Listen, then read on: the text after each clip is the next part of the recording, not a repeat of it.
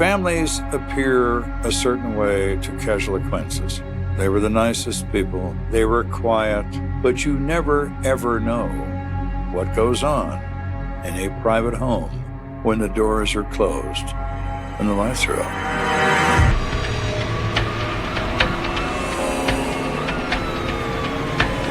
It's a busy summer night for Colorado Springs.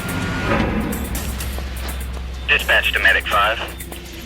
Medic 5, go ahead. 31 traffic. A typical shift at that time was 24 hours. You worked 8 in the morning to 8 the following morning. You could run anywhere from actually 15 to 20 calls. We have a victim that's unresponsive. PD is already on scene. Medic 5 responding. There we go. Code 3 at that particular time was urgent. You go as fast as possible, but as safely as you possibly can. EMTs Mark McDonald and Mark Bruning are responding to a call at a residence near Palmer Park on the city's east side. Once we got there, the PD were already on scene, and so our part of our job was to go in and actually assess the patient.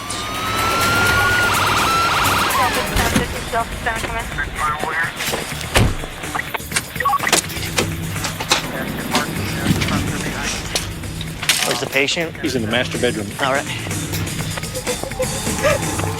It's kind of surreal, to tell you the truth, because you're thrown immediately into this chaotic scene.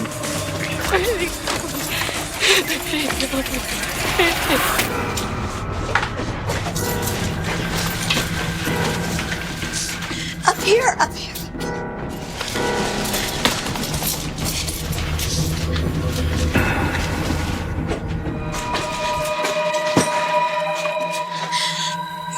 Get the heart rate monitor on him. You guys, please.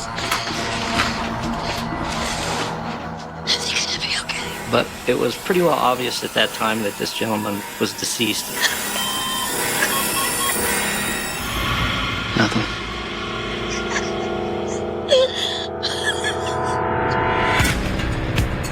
Several miles away, Sergeant Joe Kenda is already waist deep in an unrelated investigation. Did the suspect make a statement? No, not yet. But he had a bloody knife on him. I think it's a murder weapon. It's after 2 o'clock in the morning, and I'm at the scene of a homicide. Crime never sleeps, crime never takes a day off, and everybody seems to like the cover of darkness. The coroner's on his way. Great. Dispatch to 4 Paul 1. 118 back in the car. Go for 4 Paul 1. We have a report of a shooting near Palmer Park. First responders are saying they believe it's self-inflicted. The initial report was this is probably a suicide, and I decided to remain at my current crime scene and send one of my detectives and report back to me. Within the hour, Ken detectives to the residence near Palmer Park. Good evening, Detective. Hey, what do we got here? 39-year-old male, single gunshot wound to the head. Appears to be self-inflicted. Victim is now disconnected. They had identified him as an individual named Charlie Tuttle, who actually worked for the city of Colorado Springs in the electric division. Before I met Charlie, he was a staff sergeant in the Air Force, and he worked in electronics, repairing and calibrating flight simulators. He was always perceived as a very honest and trustworthy person. Looks like the wife, stepdaughter, and her neighbor discovered him in the bedroom. We cut the neighbors loose. He didn't know anything. Okay.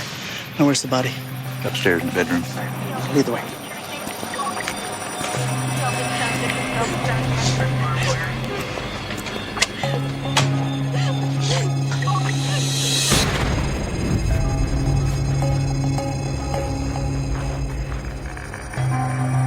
In the master bedroom, Mr. Tuttle is laying face down on the bed. The family found him like this? Yes, sir.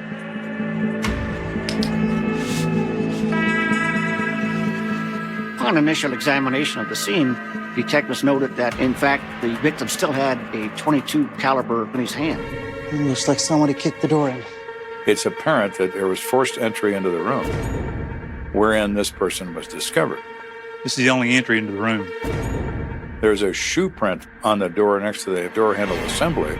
Witnesses claim that they broke the door in after they heard the gunshot. We have an individual who was depressed and actually locked himself in the bedroom, climbed into bed, and shot himself. That's a pretty good possibility at this point. To confirm that possibility, investigators need to see if witnesses' stories lead to the same conclusion. Well, let's go talk to the family. If he killed himself, maybe they can tell us why.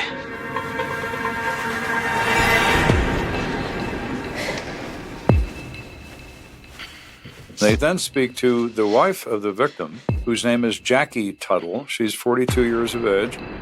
Mrs. Tuttle, I am so sorry for your loss. Do you mind answering a few questions? Jackie is kind of quiet, soft-spoken. She worked for a real estate company, and she had been married to Charles for about 14 years. He was actually her second husband. Do you and Charlie have any kids together? No. I have 2 grandchildren from my first marriage. My older daughter, Jennifer, she lives back in Texas with her father. And Sarah, she lives here with us, and she was here tonight. So how was class today? Okay. My partner called out sick, though. Jackie says, well, it was a nice Friday evening for the family. She had planned a really nice dinner. Well, this looks great. Hope you like it. She had prepared some shrimp cocktail, which is a favorite of her husband's. Oh, babe. You give me another?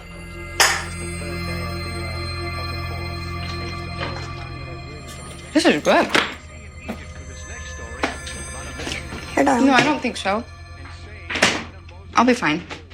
She says the evening progressed in a normal manner, except for the fact that Charlie was drinking heavily during dinner. Now, how much alcohol did Charlie consume? I don't know, like 10 beers and some whiskey.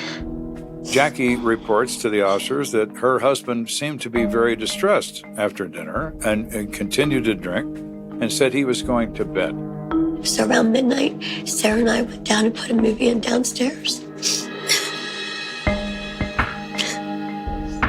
It was when we heard the gunshot.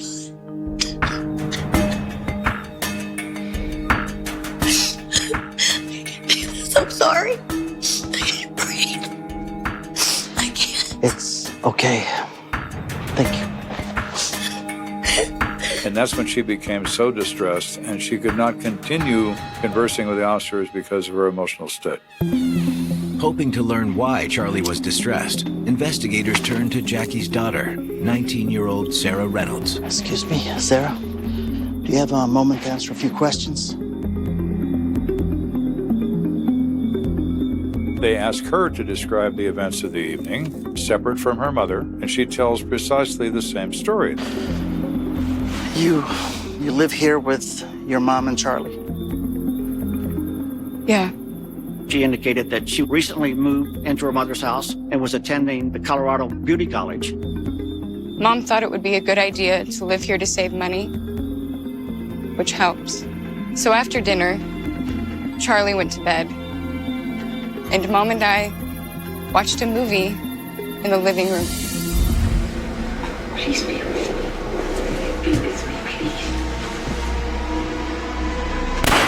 And it was about 1:30 when she heard a loud bang. What was that?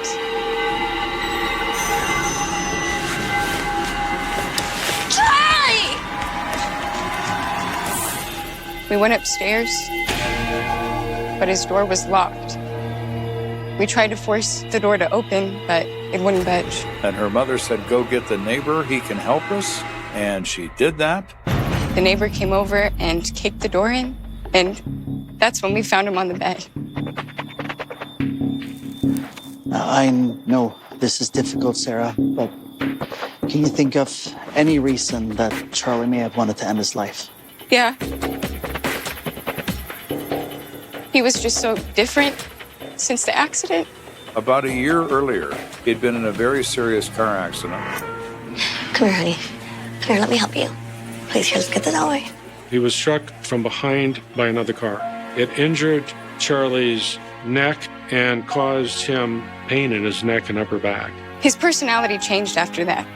He was so down about everything, constantly called out of work. He became more depressed. He drank more.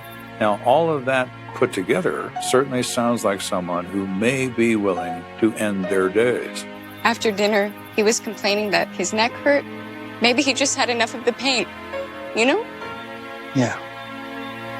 Once again, I'm truly sorry for your loss. Hours later, Sergeant Kenda requests a status report on Charlie Tuttle's case. We found it odd that he shot himself in the back of the head, but all of the evidence that we found at the scene is consistent with suicide. So what's the coroner think? Oh, here's the report. By law, the coroner determines the method of death and the manner. Okay, thank you. The coroner's office is fully informed of the details about Charlie's recent history and his motor vehicle accident and his depression, and the coroner rules it as a suicide, and the matter is closed, or so everyone thought. 6 months later, an unexpected visitor shows up at CSPD. Sarah Reynolds? All right, have a seat. Someone will be with you in just a moment. Thank you. When someone comes into police headquarters and asks to speak to someone in homicide, they are directed to a supervisor, which in that case was me. Hi, I'm Sergeant Kenda. Is there something I can help you with? She had a pretty forlorn look on her face and was somewhat quiet. The body language suggests that maybe she just wants to leave and is sorry she came in here. It's all right. Anything you need to tell us, it'll be okay. Well, my stepfather, Charlie Tuttle, he died 6 months ago in our house. Okay. And she looked at me and she said, well, I told a story to the policeman about how my stepdad killed himself. But I was lying. Oh, my. Well, this is getting interesting.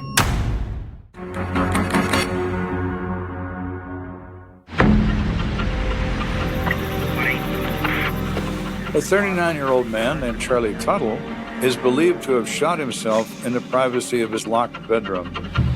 Now it's 6 months later, and a young lady has come forward to say she lied, that none of what she said to the police was true. Okay, why don't you just start from the beginning? So, the night he died, I helped my mom make dinner.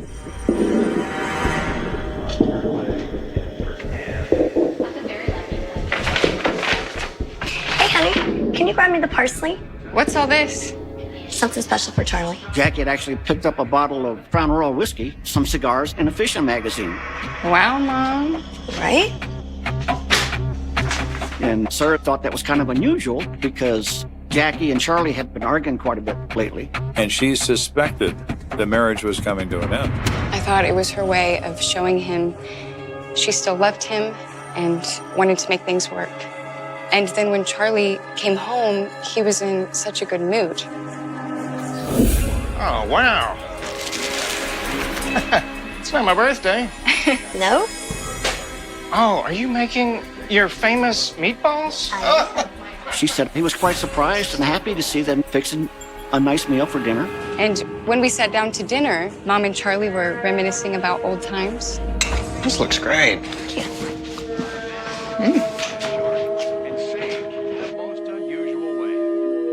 Oh. Yeah, does the sauce taste funny to you? No, I think it's fine. I think the horseradish went bad. Yeesh. He didn't care for the shrimp cocktail, but he certainly ate everything else and drank his beer as he normally did. Could you pass me that garlic bread, please?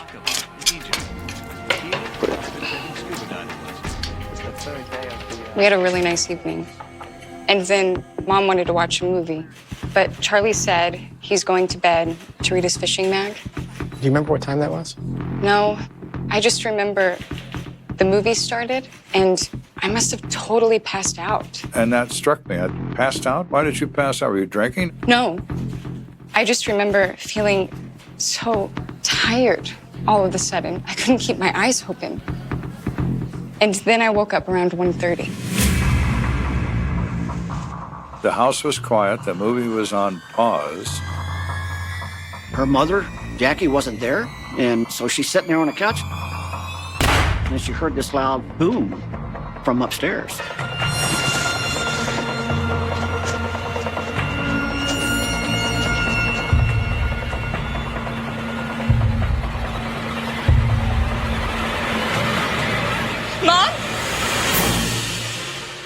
Her mother is holding a green bath towel, and protruding from the bath towel is a gun.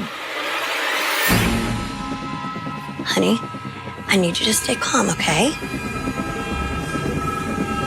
But what did you do? Honey, I did it for his own good. According to Sarah, she says, you know that Charlie's been in a lot of pain, and if anybody asked you, he did it to himself. Now, I need you to take this towel and put it in the basement. Naked.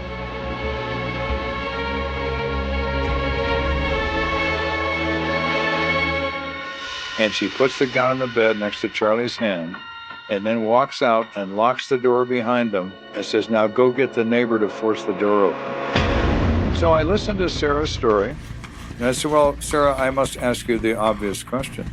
All right, but this was 6 months ago. Why you just bring it to us now? Because I was scared. My mom threatened to kill me if I said anything.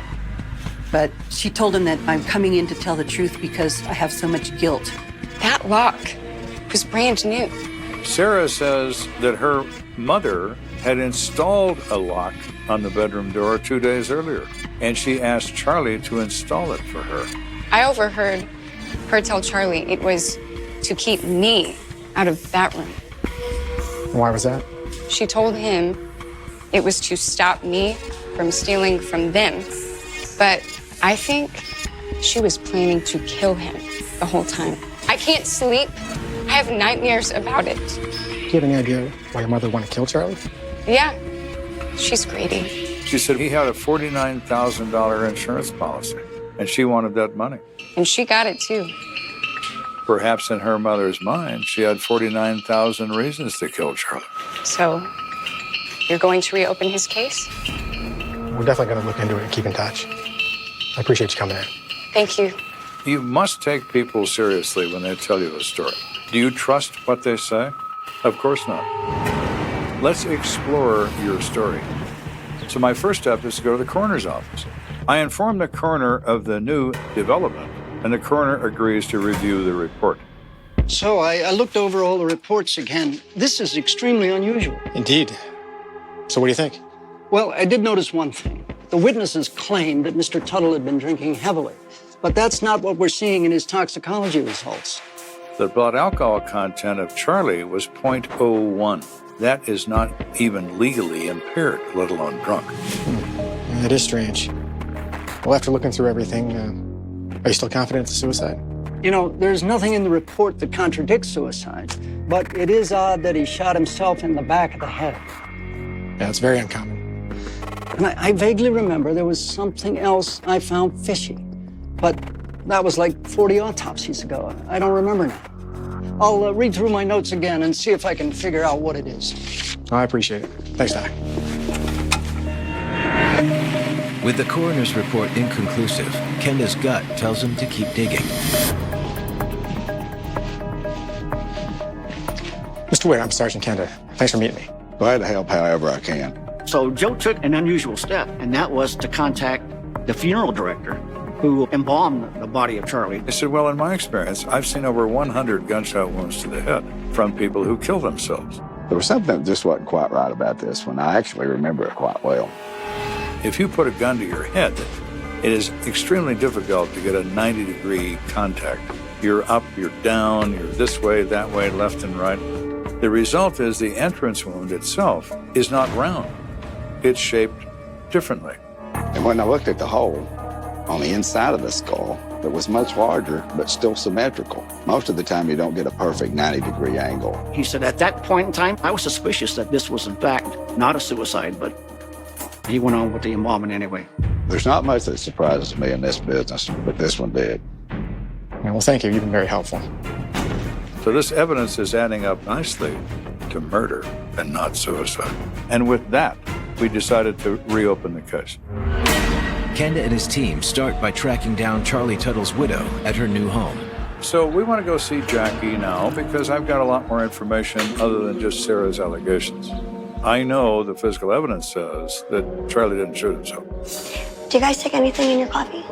No, just black, thank you. I wouldn't mind some sugar if that's okay. Sure. The first thing we noticed is very sparse. Very little furniture, very neat, very clean. Where are all the family photos? There are no pictures of her husband, almost sterile, if you will. You might think, well, is this person trying to forget what might have happened? It is very odd to have a personal home that contains no evidence of memorabilia of your family. So there's something already quite odd about Jackie. So, what do you guys want to talk about? Well, your daughter Sarah stopped into the precinct. She did? Why? We tell her, your daughter came to report that you killed your husband and swore her to secrecy. She's lying. It's an absolute lie. Now, Mrs. Tuttle, why would your daughter make up a story like that? It's obvious. She wants more money. And we looked at her and we said, excuse me, what do you mean by more money?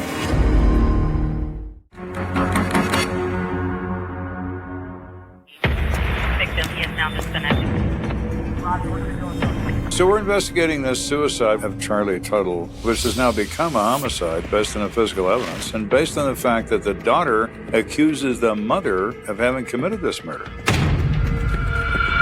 And Jackie tells Joe, oh, she's lying. She only wants more money. Well, more money, what does that mean? I guess the trouble started with Sarah when Charlie passed away. She said there was a life insurance policy that was worth $49,000. I received the $49,000.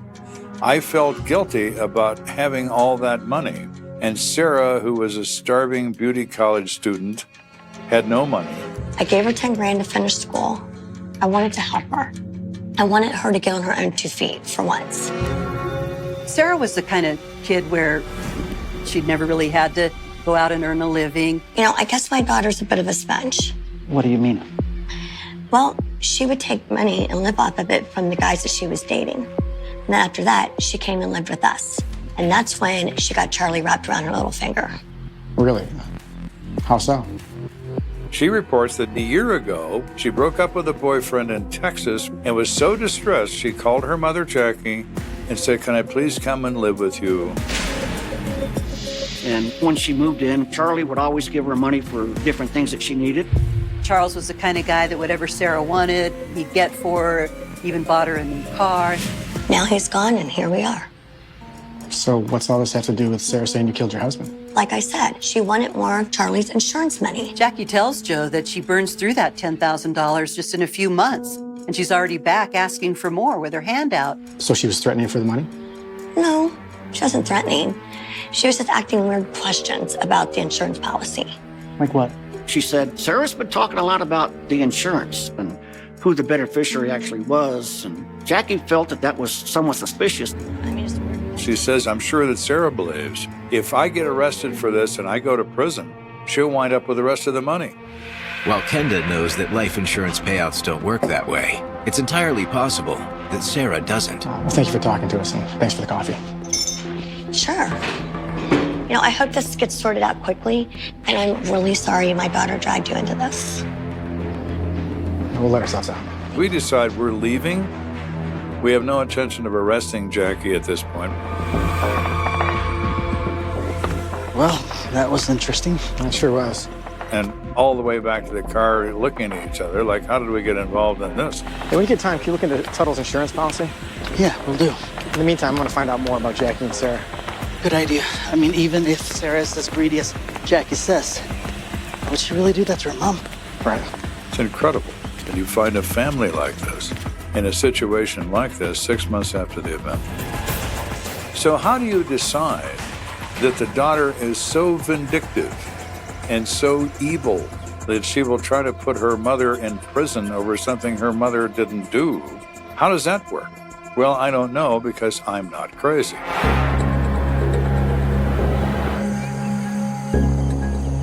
Hoping to learn more about Jackie and Sarah's relationship, Barbara? Kenda's team tracks down someone close to the family. We discover a mutual friend whose name is Barbara Levitt. I'm Detective Kenda. What can I do for you, Detective? So you're friends with Jackie Tuttle? Yeah, I know Jackie. I've known her since 11th grade. Back when we lived in Texas. Almost 25 years. I didn't think I was that old. I'm sure flies, don't it? Do you know her daughters?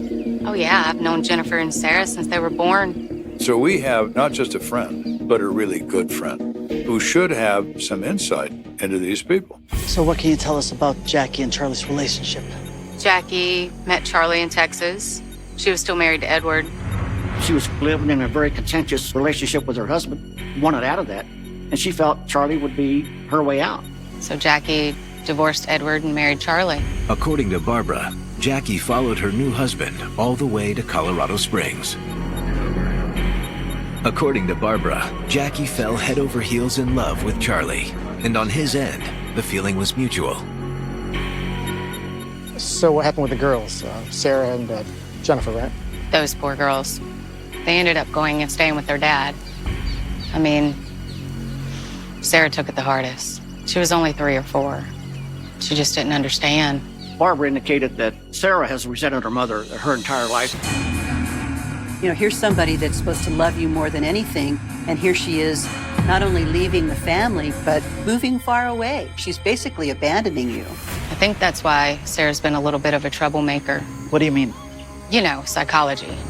Sarah's childhood's warped her mind. She was always around conflict. You know, first her parents, then Jackie and Charlie.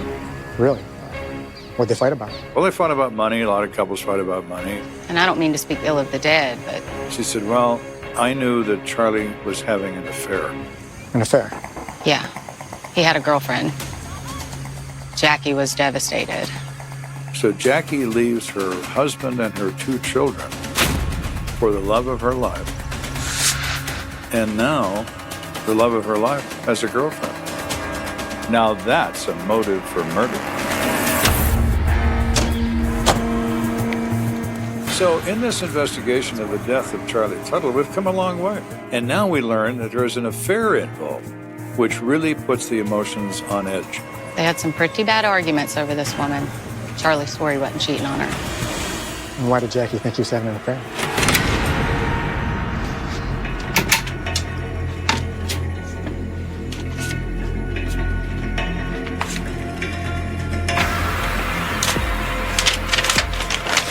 What?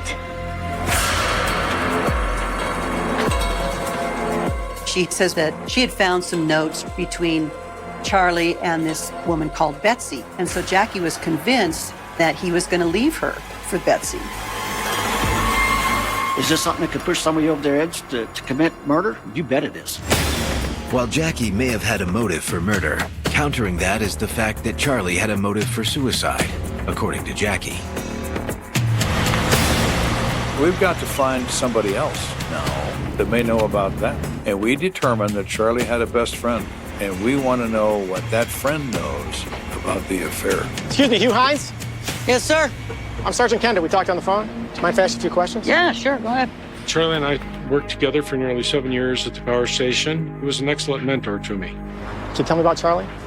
He was very generous, very outgoing, real outdoorsman. His passion was fishing. He really studied the subject, and he was very good at it. I also heard he was in a bad accident. Was he depressed about that?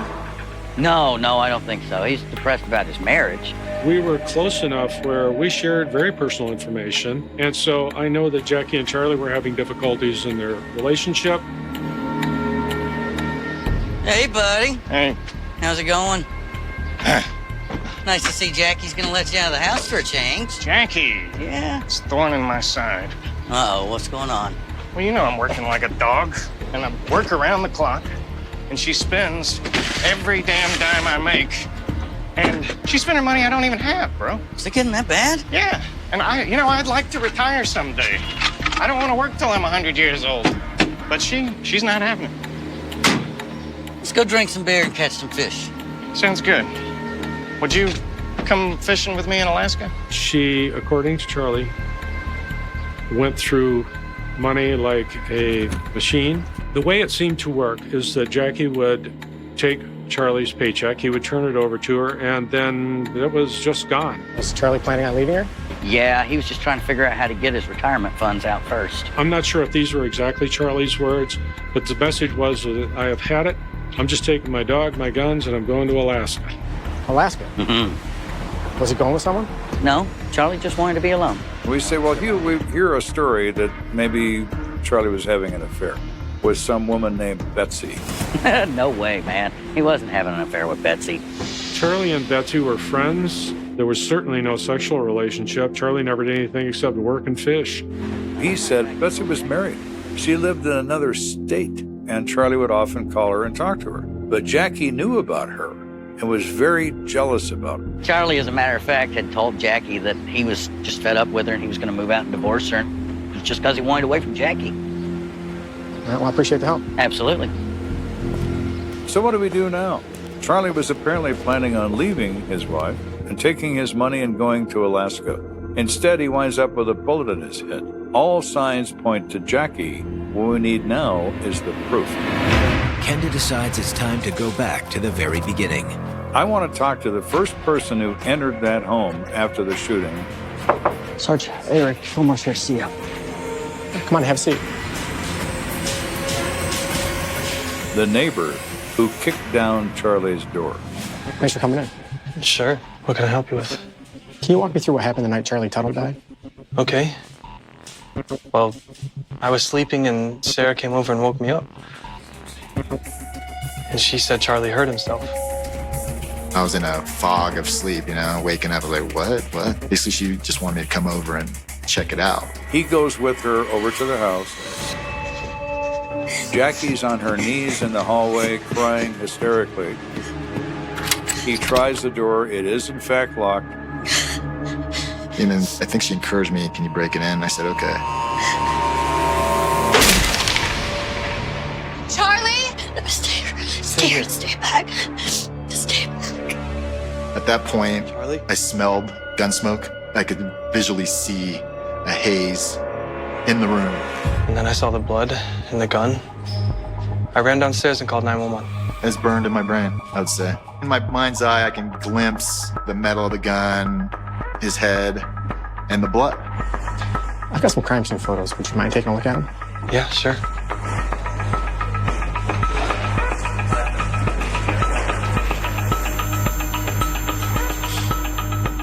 No, this is not what I saw.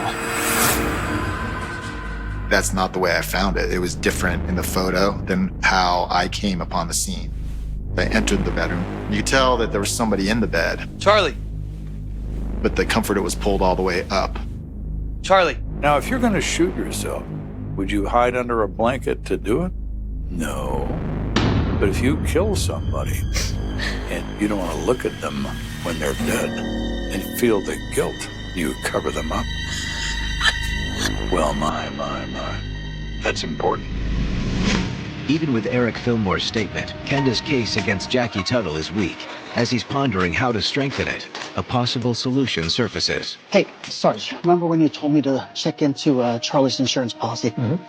You're gonna like this. He confirmed that Jackie did receive $49,000 from the insurance company, paid her daughter Sarah $10,000, and they have bank deposits into Sarah's account of $10,000. Okay, but Jackie already told us that. Yeah, but what's strange is her other daughter, Jennifer, didn't get a penny. Why would the mother give money to one daughter, not the other?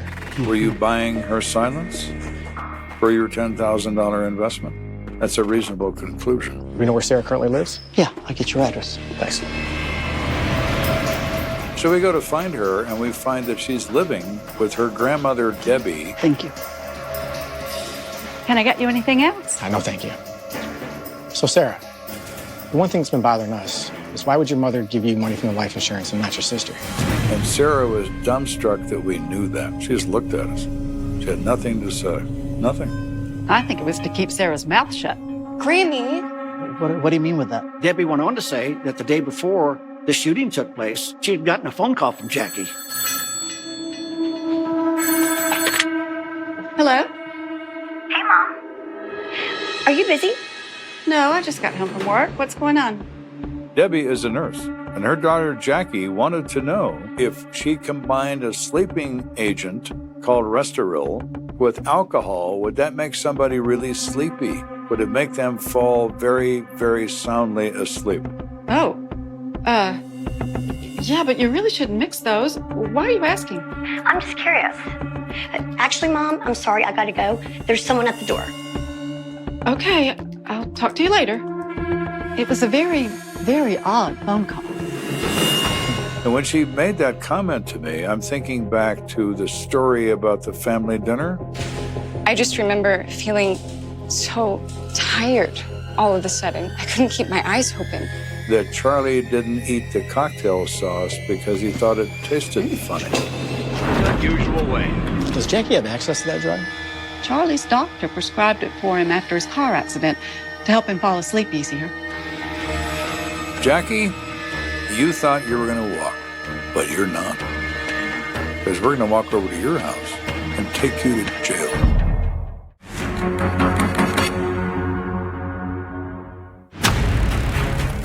After this long, prolonged investigation, all the information we have learned adds up circumstantially to the guilt of Jackie Tuttle.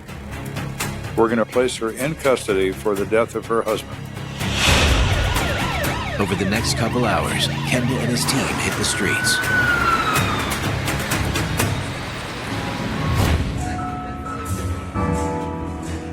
And they do find Jackie about 11:30 that night in a local watering hole.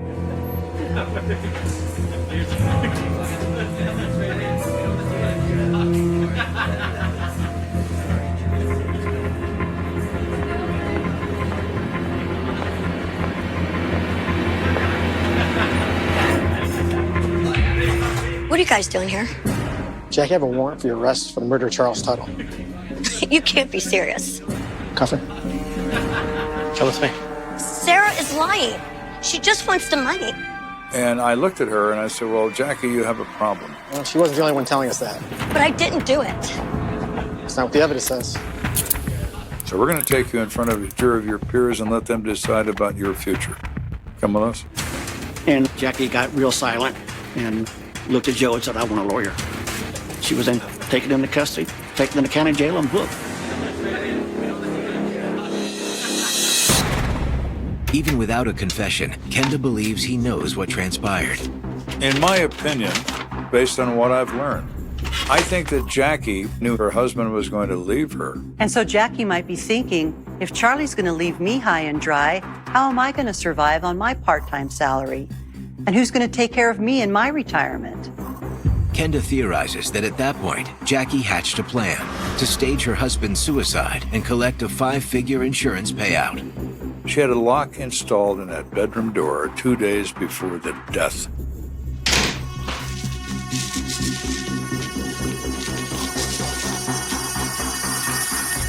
Wow. Looks like you bought out the whole mall. Pretty much. We always need stuff. You know that. Honey, when you have some time, will you install this on our door? Sure, but do we really need this? I'd feel a lot better knowing that Sarah can't get in there and steal anything. Okay. I'll do it later. After my beer. Isn't this cute? Yeah, that's nice. Do we still have the receipt for it? She asked her own mother, the nurse, how to devise some sort of drug to make him fall asleep. But she also needed to drug her daughter so that she wouldn't be able to interfere with her plan. This looks great.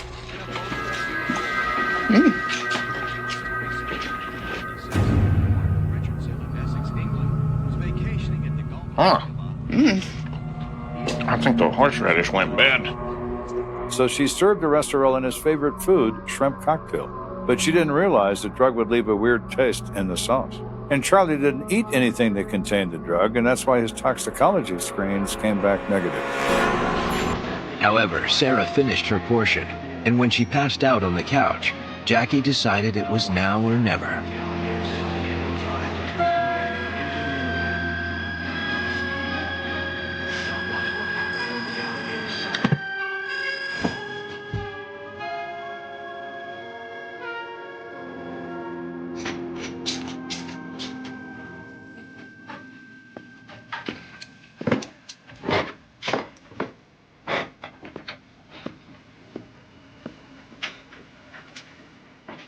Jackie quietly went up to Charlie's room and grabbed a towel and a handgun.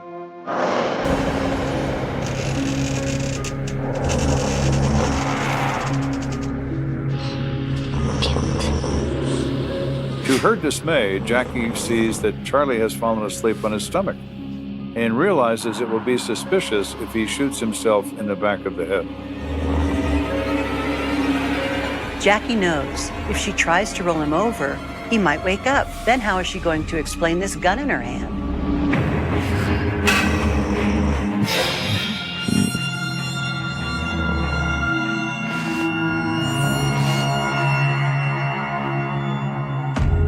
And she realizes there is no turning back.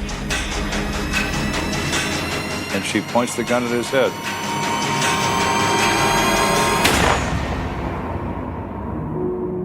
And pulls the trigger. And then she went to work, staging the bedroom to look like a suicide.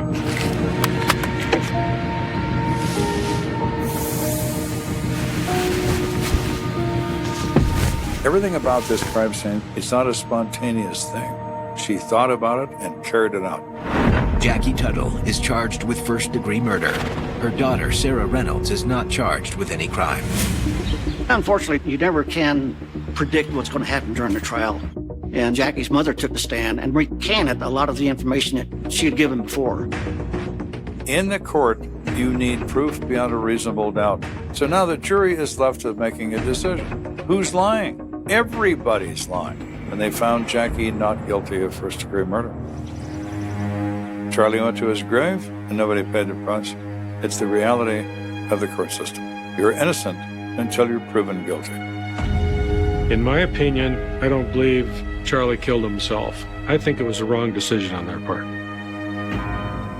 I think she got away with killing Charlie. It's just interesting how somebody could be involved in something like that and then go on to live just a very normal, carefree life. Hi. Wow. Maybe she has had a really happy life and been able to enjoy all that money that she was so desperate to have. You've often heard it said that time heals all wounds. Time also heals guilt.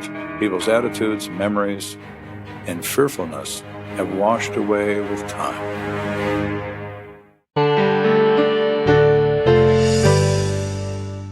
At 3:17 a.m., the phone rang in a quiet Texas house where no one had slept through the night in 19 years, and when the receiver was lifted, there was no small talk, no easing into the moment, only a sentence that landed like a gunshot in a closed room.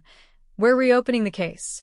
Outside, the town still looked the same as it had in 2005. Flat roads, sodium streetlights humming like tired insects, pickup trucks parked at odd angles.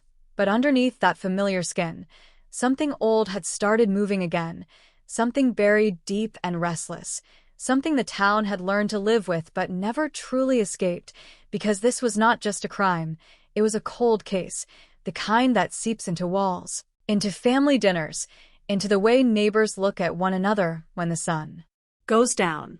Back in the summer of 2005, the heat came early and stayed late, pressing down on the town like a held breath, and that was the summer she vanished, a name that would be repeated so often it eventually became shorthand, a symbol, a scar people pointed at without saying out loud. She was ordinary in all the ways that matter most, worked a steady job, had routines, had plans for the following week. And that ordinariness is what made her disappearance hit so hard, because it told everyone the same terrible thing. If it could happen to her, it could happen to anyone. 1 minute she was part of the town's daily noise, the next she was absence, and absence has a sound of its own, a low, constant hum that never really fades. The last confirmed sighting was mundane to the point of cruelty. A parking lot, a quick errand, security footage that showed nothing dramatic, nothing that screamed danger. Just a figure moving out of frame, swallowed by the day.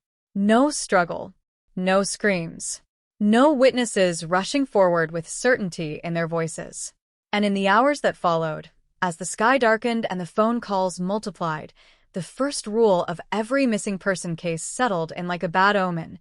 Time was already being lost. When police arrived at her home, it looked exactly as it should have. Keys where they belonged. No forced entry. No note. No obvious sign of violence. The kind of scene investigators hate the most because it refuses to talk back. The neighbors were questioned, then questioned again. Coworkers retraced conversations, searching for hidden meanings that hadn't been there at the time. Family members replayed the last words they'd heard from her, over and over, hoping repetition might reveal a secret message they'd missed. But the town offered up nothing solid, only fragments, impressions, the kind of half-memories that fall apart under fluorescent lights. Search teams fanned out across fields and drainage ditches, along back roads and tree lines scorched by the sun. Helicopters cut slow circles overhead. Dogs followed scents that led nowhere, stopped cold, turned back on themselves. Every new day brought a fresh wave of volunteers and a fresh wave of dread, because with each sunrise, the possibility of finding her alive shrank just a little more, and everyone could feel it, even if no one wanted to say it out loud. The media came next, cameras lining the edges of crime scene tape, microphones thrust forward with questions that had no answers yet. Her photo appeared on television screens, then on flyers, then on the front page of the local paper, her smile frozen in time while the headlines grew darker, sharper, more urgent. Missing. Then mysterious disappearance. Then quietly, devastatingly, cold case. The words carried weight. They told the town what the police would not. The trail was cooling, the leads were drying up, and whatever had happened was already slipping into the past. Investigators chased every tip, even the bad ones, especially the bad ones. A strange car seen near her street. A man who asked too many questions at a gas station. A rumor that spread through a bar late one night and grew teeth by morning. Each lead sparked hope, then burned out, leaving behind the same hollow feeling. Files grew thicker. Evidence bags multiplied. And still, there was no body, no crime scene, no clear narrative to hold on to. Just a woman gone, and a town left to fill in the blanks with fear. Years passed as they always do. New cases arrived. New faces joined the department. The file was moved, then moved again, eventually landing in a cabinet marked with the quietest, heaviest word in law enforcement: cold. But cold does not mean forgotten. It means unresolved. It means waiting. And for 19 years, that case waited, gathering dust and questions in equal measure, while the town learned how to live around it, how to mention her name less often, how to avoid certain roads at night without admitting why. And then, almost 2 decades later, something shifted. A review request. A box pulled from storage. A detail that had once seemed insignificant, now examined under a different light. Technology had changed. Standards had changed. People had changed. Someone noticed a gap in the timeline that didn't sit right anymore. Someone else recognized a pattern that hadn't existed or hadn't been visible. Back in 2005, the past, long silent, began to whisper. When the arrest finally came, it didn't arrive with sirens blaring through Main Street. It came quietly, efficiently, the way these things often do. A suspect. A name.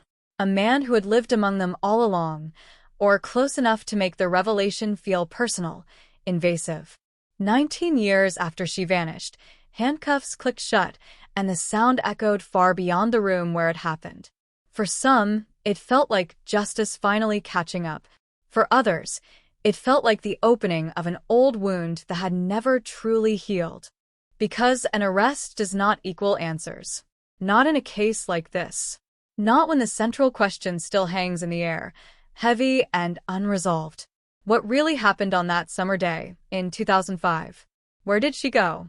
And why did it take 19 years for the truth to begin clawing its way back to the surface? The cold case was no longer dormant, but it was far from over, and as the town braced itself for what might come next, one thing became painfully clear. Reopening the past does not bring closure. It brings echoes. The arrest did not bring silence. It brought noise of a different kind, the kind that lives inside people's heads, because once the name of a suspect entered the public record, Cedar Hollow began to talk again, quietly at first, then with a nervous urgency that hadn't been heard since the summer she vanished. Old conversations were dragged back into the light, glances exchanged across grocery aisles suddenly loaded with meaning, because everyone was asking the same question without always daring to voice it. How close had we been? The man now sitting in a holding cell was not a stranger pulled from nowhere. He had existed in the margins of their lives, a familiar face rendered dangerous by context, and that realization rewired memory itself, turning the past into a crime scene. Back in 2005, his name had appeared early, almost casually, buried in handwritten notes and preliminary interviews, one of many people questioned and released back into the flow of everyday life. He had an explanation for where he was that day, nothing airtight but nothing obviously false either, and at the time, with pressure mounting and resources stretched thin, investigators moved on. There were others who seemed more suspicious, leads that burned hotter, theories that promised quicker answers. The file recorded him as cooperative, unremarkable, cleared for the moment, and that moment stretched into years, then decades, until clearance became assumption, and assumption hardened into institutional memory. When detectives reopened the cold case nearly 19 years later, they did not start with dramatic breakthroughs. They started with patience. Boxes were opened, reports reread, audio interviews digitized and played back through modern software, every pause, every inflection re-examined. Timelines were reconstructed minute by minute, not as they had been believed to exist, but as they could be proven to exist. And slowly, almost imperceptibly, inconsistencies surfaced. A timestamp that didn't align. A statement that conflicted with phone records unavailable in 2005. A claimed route that made sense until mapping software revealed how long it actually took to drive it. The suspect's story had not changed in 19 years, and that constancy, once seen as stability, now felt rehearsed. Investigators noticed how his version of events fit too neatly around the gaps in the original investigation, how it relied on assumptions that no one had thought to challenge at the time. In 2005, there was no reason to doubt him. In 2024, there were reasons everywhere. Witnesses who had once seemed unreliable were contacted again, their memories imperfect but no longer irrelevant. One recalled seeing a vehicle parked where it shouldn't have been, dismissed back then as a coincidence. Another remembered an offhand comment made days after the disappearance, strange but not incriminating in isolation. Individually, none of it was enough. Together, they began to form a shape, indistinct but undeniable, like a shadow resolving at the edge of vision. For the town, the reopening of the case reopened old wounds. Her family, who had learned to live with uncertainty as a permanent companion, now faced the possibility of answers they had never allowed themselves to hope for. Hope was dangerous. It invited disappointment. It reopened grief. But it also carried the weight of 19 years of waiting, and that weight was impossible to ignore. Each update from investigators felt like standing at the edge of a storm, unsure whether it would bring relief or devastation. As detectives built their case, they returned to the places that had once been searched and then forgotten. Land that had changed hands, roads widened, fields overgrown. The landscape no longer matched the memory, but the memory persisted, stubborn and unresolved. Ground-penetrating radar scanned areas that had once been walked by volunteers with nothing but optimism and flashlights. Soil samples were taken. Old tips were revisited with new eyes, filtered through technology that did not exist when the case first went cold. The suspect was brought in for questioning again, and this time, the room felt different. The questions were sharper, the silences longer. Investigators pressed him on details he had not expected to revisit, on times and locations he had not prepared to defend against modern scrutiny. His composure held, but there were cracks, moments where his certainty faltered just enough to be noticed. He corrected himself. He hesitated. He offered explanations that solved one problem while creating another. None of it was dramatic. None of it was explosive. But in a case built on absence, even small shifts mattered. When the decision to arrest him was finally made, it was not driven by a single piece of evidence, but by accumulation. Patterns. Contradictions. The growing sense that the truth had been hiding in plain sight, protected by time and the limits of an earlier investigation. The handcuffs closed without spectacle, but the impact rippled outward immediately. News spread faster than officials expected, carried by text messages and whispered phone calls before any formal announcement could be made. Cedar Hollow reacted in waves. Shock came first, followed closely by disbelief. Some refused to accept it, clinging to the version of the past they had lived with for nearly 2 decades. Others felt a grim vindication, a sense that their unease had finally been justified. The arrest forced everyone to confront an uncomfortable reality. The danger had never come from outside. It had been local, familiar, woven into the fabric of the town itself. Yet even as the suspect sat in custody, the core mystery remained intact. There was still no body, no confirmed crime scene, no definitive account of what happened after she disappeared from that convenience store parking lot. Prosecutors moved carefully, aware that time cuts both ways, eroding memories and complicating narratives. The case was strong enough to act on, but fragile enough to collapse under the weight of expectation. For investigators, the pressure was immense. This was no longer just a cold case reopened. It was a test of whether justice delayed could still be justice delivered. Every decision was scrutinized. Every leak amplified. The town watched closely, its collective breath held, because after 19 years of uncertainty, the possibility of answers felt almost unreal. And beneath it all, beneath the legal maneuvers and public reaction, the same questions lingered, darker now for having survived so long. If this man was responsible, how had he managed to live a normal life for nearly 2 decades? If he was not, how many years had been lost chasing the wrong shadow? The reopening of the cold case had reignited hope, but it had also deepened the mystery, pulling everyone back into a story they thought they had learned to endure, reminding Cedar Hollow that the past does not stay buried simply because time passes, and that some disappearances echo louder the longer they remain unexplained. Once the suspect was in custody, time began to behave differently, stretching and compressing in ways that unsettled everyone involved, because 19 years of waiting had not prepared Cedar Hollow for the strange immediacy of the present. The courthouse lights burned late into the night, files moving between offices, hands passing folders as if they were fragile, volatile objects, and in interview rooms across the county, the past was being interrogated with a persistence it had never faced before. Every detail that had once seemed fixed now felt provisional, open to challenge, and the case, long frozen in a state of unresolved absence, was suddenly alive, unpredictable, and dangerous in its momentum. Investigators returned again to the earliest hours after her disappearance, to the moments when decisions had been made quickly, sometimes instinctively, under pressure and uncertainty. They listened to recordings from 2005, voices younger, more hurried, unaware of the weight those words would eventually carry.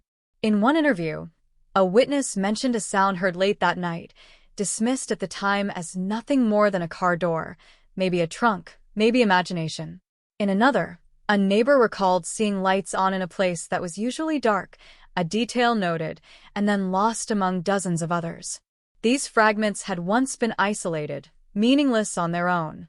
Now they were laid side by side, compared, tested, and for the first time, they began to resonate. The suspect's movements on the day she vanished were reconstructed with surgical precision. Cell tower data placed his phone in areas he claimed to have passed through only briefly.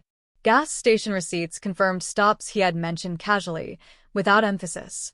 Surveillance footage from businesses that no longer existed was recovered from outdated archives, grainy and incomplete, but still valuable.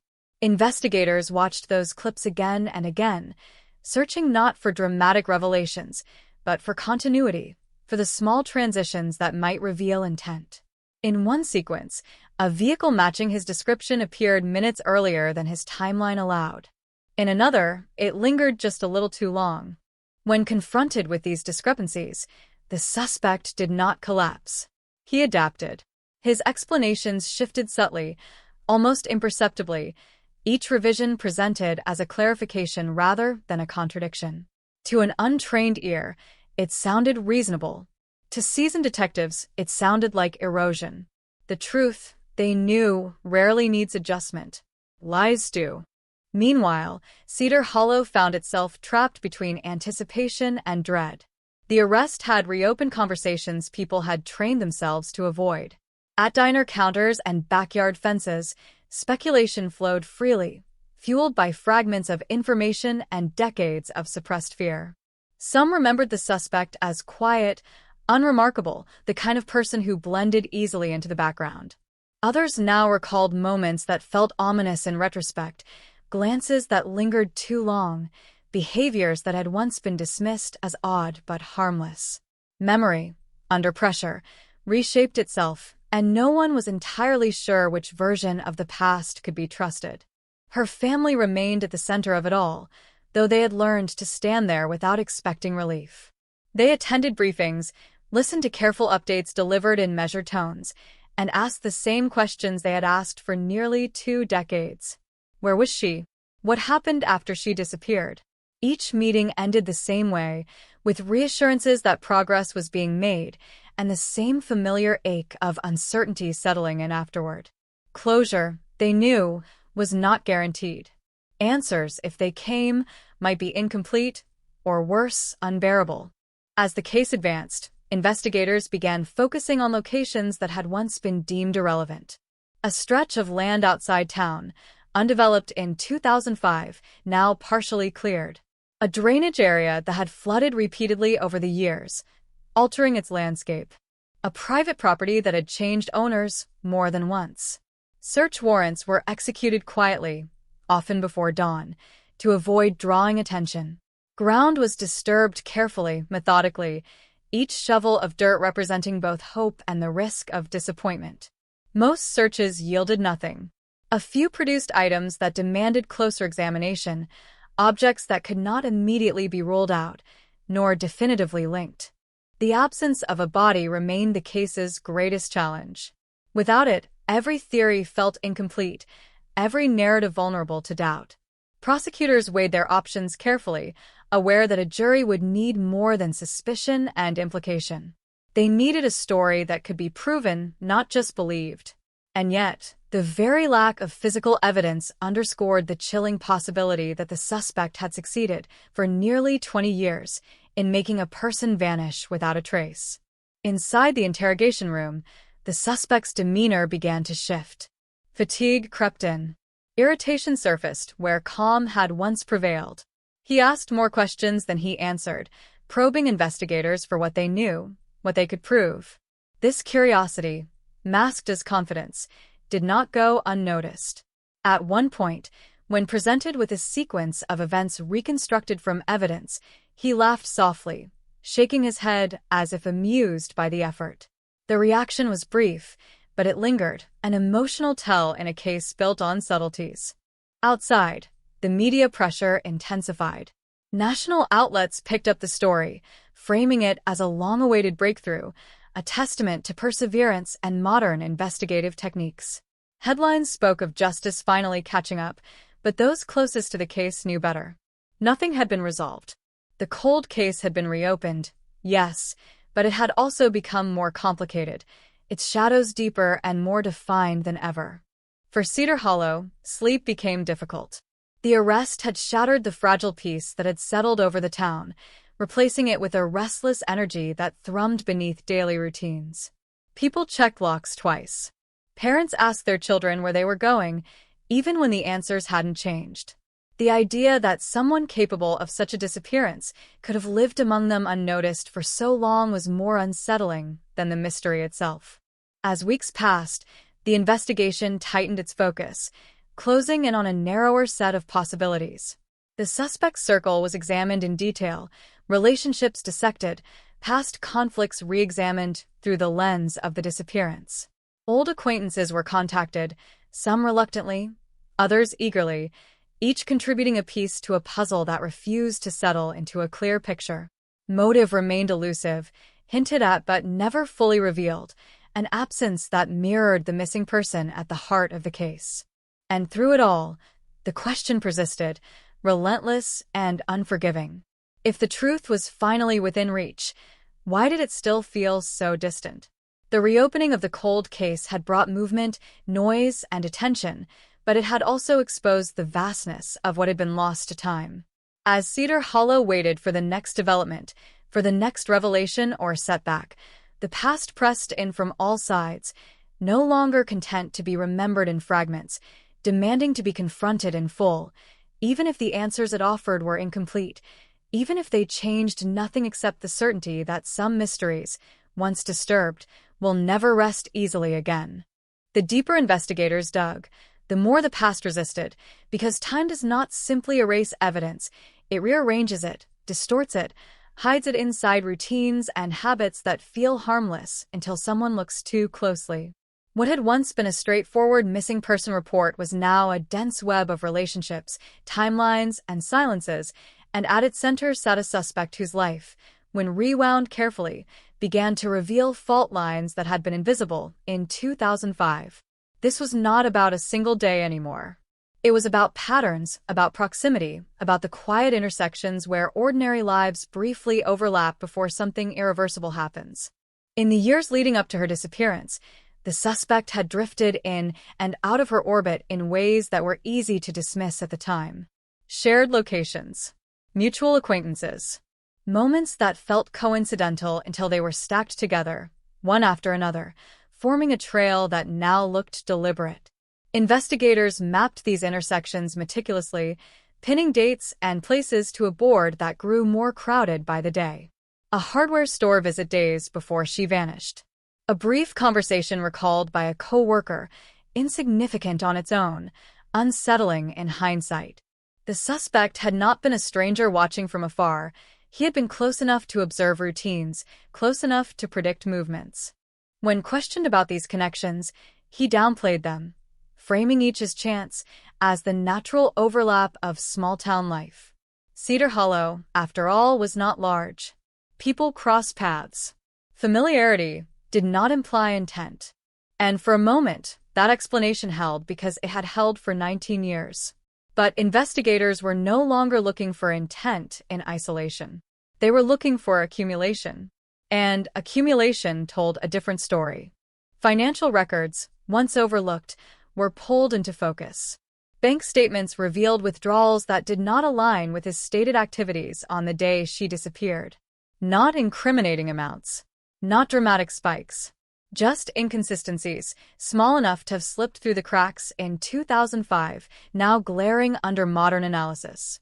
Phone logs showed calls made and received that had never been mentioned, contacts he claimed were irrelevant, numbers that belonged to people who no longer lived in Cedar Hollow, people who had their own versions of events, incomplete and cautious. As pressure mounted, the suspect's demeanor shifted again, not abruptly, but gradually, like a temperature change you feel only after it has already happened. His answers grew shorter, his patience thinner. He began to challenge the investigators, questioning their motives, their methods, the timing of the arrest. Why now? Why after all this time? The questions were framed as indignation, but beneath them lay something else, something closer to fear, because the passage of 19 years had not weakened the case against him. It had sharpened it, stripping away the assumptions that had once protected him. Outside the interrogation room, Cedar Hollow wrestled with its own complicity, unspoken but heavy. People replayed old memories with new context, wondering how much they had missed, how much they had chosen not to see. The suspect had been present at community events, had exchanged greetings, had existed as part of the town's background noise. The realization that familiarity could coexist with something so dark unsettled everyone. Trust, once fractured, proved difficult to reassemble. Investigators turned their attention to motive, the most elusive element of a case. There was no obvious financial gain, no documented history of violence, no clear trigger event that explained why that day. Instead, they found hints of fixation, fragments of behavior that suggested an interest that went beyond coincidence. Comments made to acquaintances that had been brushed off as awkward. Questions asked that seemed too specific. A pattern of proximity that, taken together, suggested intent rather than chance. Still, motive remained frustratingly incomplete, a shadow without a clear source. The lack of a body continued to loom over every development. Without it, the case existed in a fragile balance, strong enough to pursue, vulnerable enough to collapse. Prosecutors debated strategy behind closed doors, weighing the risk of moving too quickly against the danger of losing momentum. Each decision carried consequences, not just legal, but emotional, for a town that had waited nearly 2 decades for movement and now feared another stall. Search efforts intensified again, guided by the evolving theory of the case. Areas once dismissed as unlikely were re-examined with renewed urgency. Crews worked quietly, deliberately, aware that expectations were dangerously high. Each patch of disturbed earth drew attention, speculation, hope. And each time nothing was found, the silence that followed felt heavier than before, pressing down on everyone involved. Inside the suspect's cell, the weight of confinement began to show. The confidence that had once carried him through questioning eroded, replaced by irritability and guarded silence. He requested legal counsel more frequently. He declined to elaborate on answers he had once offered freely. These shifts were subtle, but telling, markers of a narrative under strain. The truth, whatever it was no longer comfortably hidden behind routine and time. Media coverage grew more aggressive, probing deeper into the suspect's past, unearthing details that fueled speculation but not certainty. The story was framed as a long-overdue reckoning, but those closest to the case understood that reckoning had not yet arrived. What they were witnessing was pressure, sustained and unrelenting, applied to a mystery that had resisted resolution for 19 years.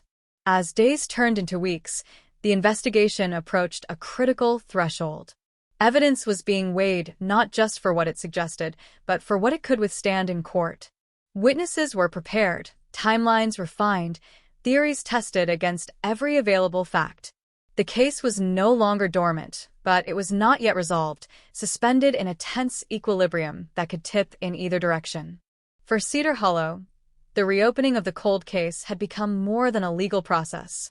It was a confrontation with the past, a forced reckoning with the idea that evil does not always announce itself, that it can exist quietly, patiently, waiting for opportunity. And as the town watched the investigation tighten its grip, one truth settled in, cold and unavoidable. The closer they came to answers, the more dangerous the silence became, because whatever had happened in 2005 was no longer content to remain hidden, and the cost of uncovering it would be felt by everyone, regardless of what the final verdict might be. Pressure does not arrive all at once. It accumulates, silent and patient, until even the smallest movement feels like strain, and by the time Part 5 of this story began to unfold, the pressure surrounding the reopened cold case had reached a point where nothing remained untouched. Not the suspect, not the investigators, not the town that had spent 19 years pretending the past was settled. Every conversation felt weighted. Every pause felt deliberate. The case had crossed an invisible line, the point where denial no longer worked and endurance began to fracture. Inside the county jail, the suspect's days blurred together, stripped of routine, stripped of control. The certainty he had carried for nearly 2 decades, that whatever had happened in 2005 had stayed safely behind him, was eroding hour by hour. He asked fewer questions now. He listened more. Silence, once his shield, had become his enemy, filling the space with possibilities he could no longer manage. When detectives returned for another interview, they did not raise their voices or lean across the table. They let the weight of accumulated evidence do the work, laying it out piece by piece, not as an accusation, but as an inevitability. They spoke about timing, about the convenience store footage, reframed within a corrected timeline, about cell phone data that placed him closer than he had ever admitted, about witnesses whose memories had sharpened under scrutiny, not because time had helped them remember, but because context finally made sense. The suspect responded cautiously, choosing his words as if each one might be recorded forever. And they were. Outside those walls, Cedar Hollow felt suspended, caught between routine and rupture. The arrest had not restored peace. It had replaced one kind of fear with another. People no longer feared an unknown threat. They feared recognition. The idea that someone they had nodded to, worked alongside, trusted implicitly, might be capable of erasing a person from existence unsettled the town in ways the original disappearance never had. Mystery had been frightening. Proximity was worse. Her family lived in a different kind of suspension. They had learned, painfully, not to ask for certainty, but the reopening of the case made restraint difficult. Every update carried emotional risk. Every delay felt personal. They wanted to believe that answers were finally close, that 19 years of waiting would end in clarity. At the same time, they understood that clarity might come wrapped in details too brutal to absorb. Hope and dread coexisted uneasily, neither willing to give ground. Investigators began to focus on a narrow window of time after her last confirmed sighting, a stretch of hours that had always been vague, underexplored, accepted as unknowable. Now, that window was treated as sacred ground. Movements were reconstructed minute by minute. Traffic patterns analyzed. Weather conditions revisited. Even ambient noise reports were re-examined, sounds that might have masked something more significant. The goal was not to prove what happened conclusively, but to eliminate alternatives, to narrow the field until only one explanation remained plausible. One detail, long dismissed, resurfaced with unsettling clarity, a brief stop the suspect claimed to have made for a reason that no longer aligned with evidence. In 2005, it had sounded reasonable. In the present, it looked like a detour. That detour pointed toward an area searched early in the investigation and then abandoned, written off after initial sweeps yielded nothing. Now, nearly 2 decades later, the terrain had changed. What was once open land had been altered by development, by erosion, by time itself. The possibility that something had been missed was no longer theoretical. It was probable.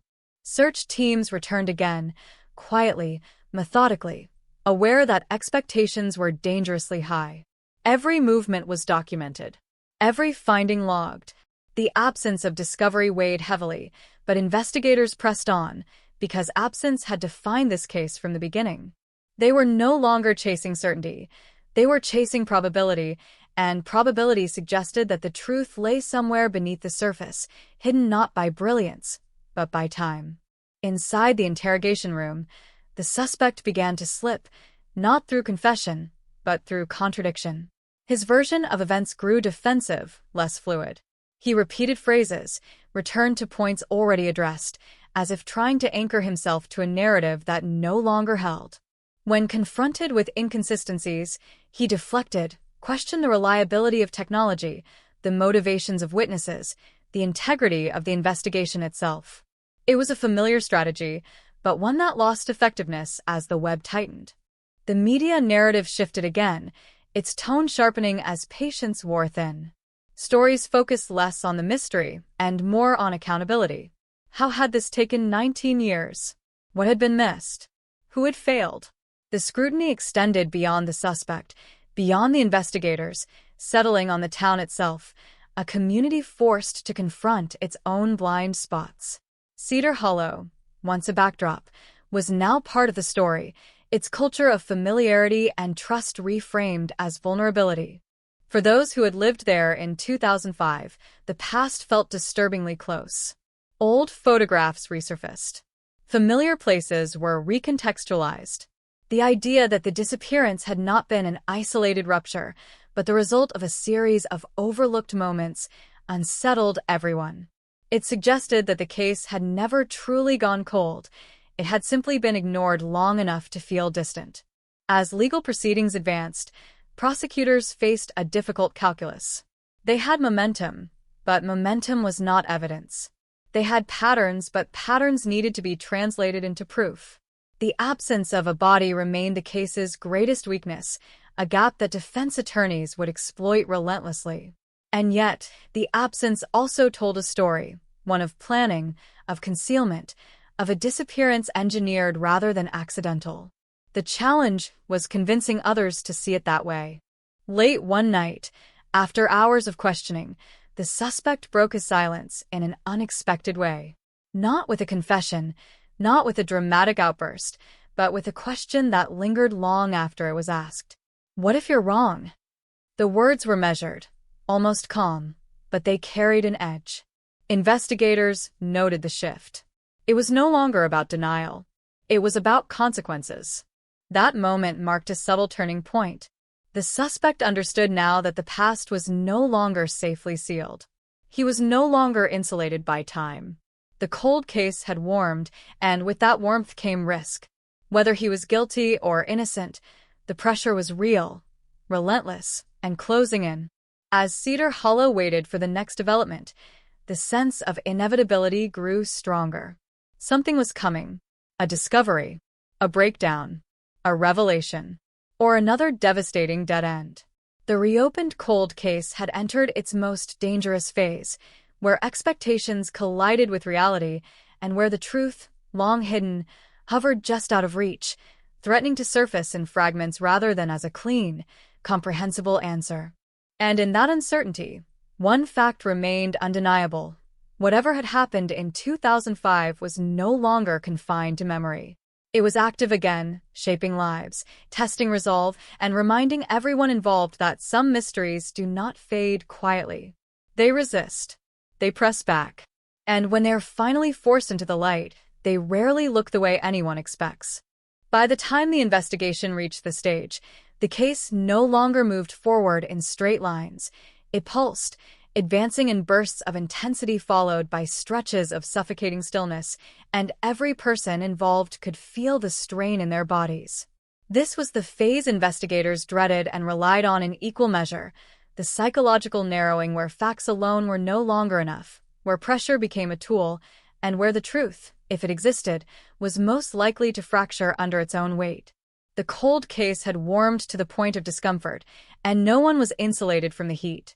The suspect's routine inside the jail was deliberately disrupted, not through cruelty, but through unpredictability. Interviews were scheduled, canceled, rescheduled again. Questions returned in altered forms, revisiting the same moments from different angles, forcing him to re-enter memories he had spent nearly 2 decades sealing off. Each retelling required energy.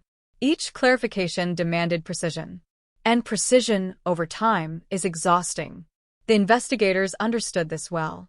They were not searching for a confession delivered in a dramatic burst. They were waiting for erosion. In one session, the conversation circled around the hours after her disappearance, a period the suspect had always treated as irrelevant, unworthy of detail.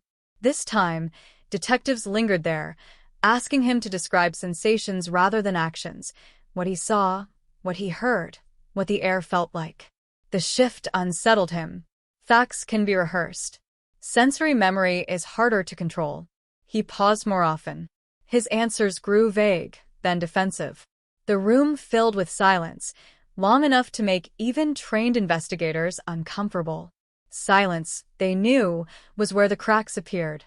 Outside the jail, another team worked parallel lines, tracing the suspect's life forward from 2005, looking not for overt guilt, but for anomalies. Sudden changes, behavioral shifts, moves that coincided too neatly with the disappearance. They noted when he changed jobs, when he relocated briefly, when he cut off contact with certain people without explanation. None of it proved anything on its own, but together it suggested a man managing something unseen, adjusting his life around a fixed point in the past. Cedar Hollow watched these developments with a mixture of impatience and dread. The longer the case progressed without a definitive revelation, the more polarized the town became. Some insisted the arrest was overdue, that the evidence, circumstantial as it was, painted a clear picture. Others bristled at the idea of condemning someone without physical proof, wary of rewriting history to satisfy a collective need for closure. The division ran quietly, but deeply, splitting conversations mid-sentence, turning familiar places into contested ground.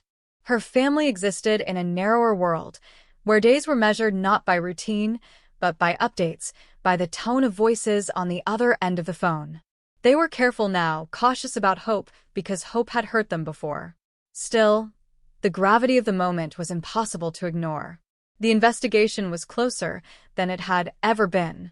Whether that closeness would result in truth or another dead end remained uncertain, but the distance they had lived with for 19 years was undeniably shrinking. A breakthrough, when it came, did not announce itself. It arrived disguised as paperwork, a detail buried in records that had been reviewed before, but not fully understood. A vehicle registration, a temporary address, a connection between two locations that had never been linked. When investigators overlaid this information onto the existing timeline, something clicked into place, not dramatically, but decisively. The suspect's movements were no longer just suspicious. They were constrained. Options narrowed. Alternatives fell away. Search efforts intensified once more, this time guided by a more focused hypothesis. The area in question had changed significantly since 2005, reshaped by construction and neglect, but traces remained, subtle markers that the land itself remembered. Crews moved carefully, aware that any discovery would carry enormous weight. Every hour without a finding tested resolve. Every piece of disturbed ground raised expectations that no one dared to voice aloud. Inside the interrogation room, the suspect sensed the shift before it was explained to him. His posture stiffened. His questions became sharper, more pointed. He wanted to know what they had found, what they believed, how close they thought they were. Investigators offered nothing concrete. They did not need to. The pressure spoke for itself. When confronted with the revised timeline, he attempted to dismiss it, but his certainty wavered. The story he had told for 19 years no longer fit as neatly as it once had, and he knew it. At one point, after a long pause, he muttered that memory was unreliable, that everyone's recollection of 2005 was compromised by time. It was a reasonable statement. It was also revealing. For the first time, he was no longer defending his version of events. He was attacking the concept of truth itself. Investigators noted the shift. This was not confidence. This was retreat. Media coverage, sensing momentum, grew louder. Analysts debated the strength of the case. Former detectives weighed in, offering theories and counterpoints. The story expanded beyond Cedar Hollow, turning the town into a symbol of unresolved justice, of persistence battling decay. With each segment aired, pressure increased, not just on the suspect, but on the system itself. A wrong move now would not simply stall the case. It would define it. As days passed, fatigue set in across the investigation. Long hours blurred together. Small disagreements over strategy grew sharper. Everyone involved understood the stakes. They were closer than ever, but closeness brought risk. Push too hard, and the case could fracture. Move too slowly, and momentum could be lost. The balance was delicate, unforgiving. Late one evening, after another interview that yielded more questions than answers, an investigator lingered alone in the room, staring at the empty chair where the suspect had sat. The realization was sobering. For 19 years, this case had been defined by absence. Now it was defined by proximity. The truth, whatever it was no longer abstract. It was personal, embodied in a living person who could speak, lie, deflect, or break. Cedar Hollow felt the tension acutely. Nights grew quieter, as if the town itself were listening. People sensed that something significant was approaching, though no one could say what form it would take.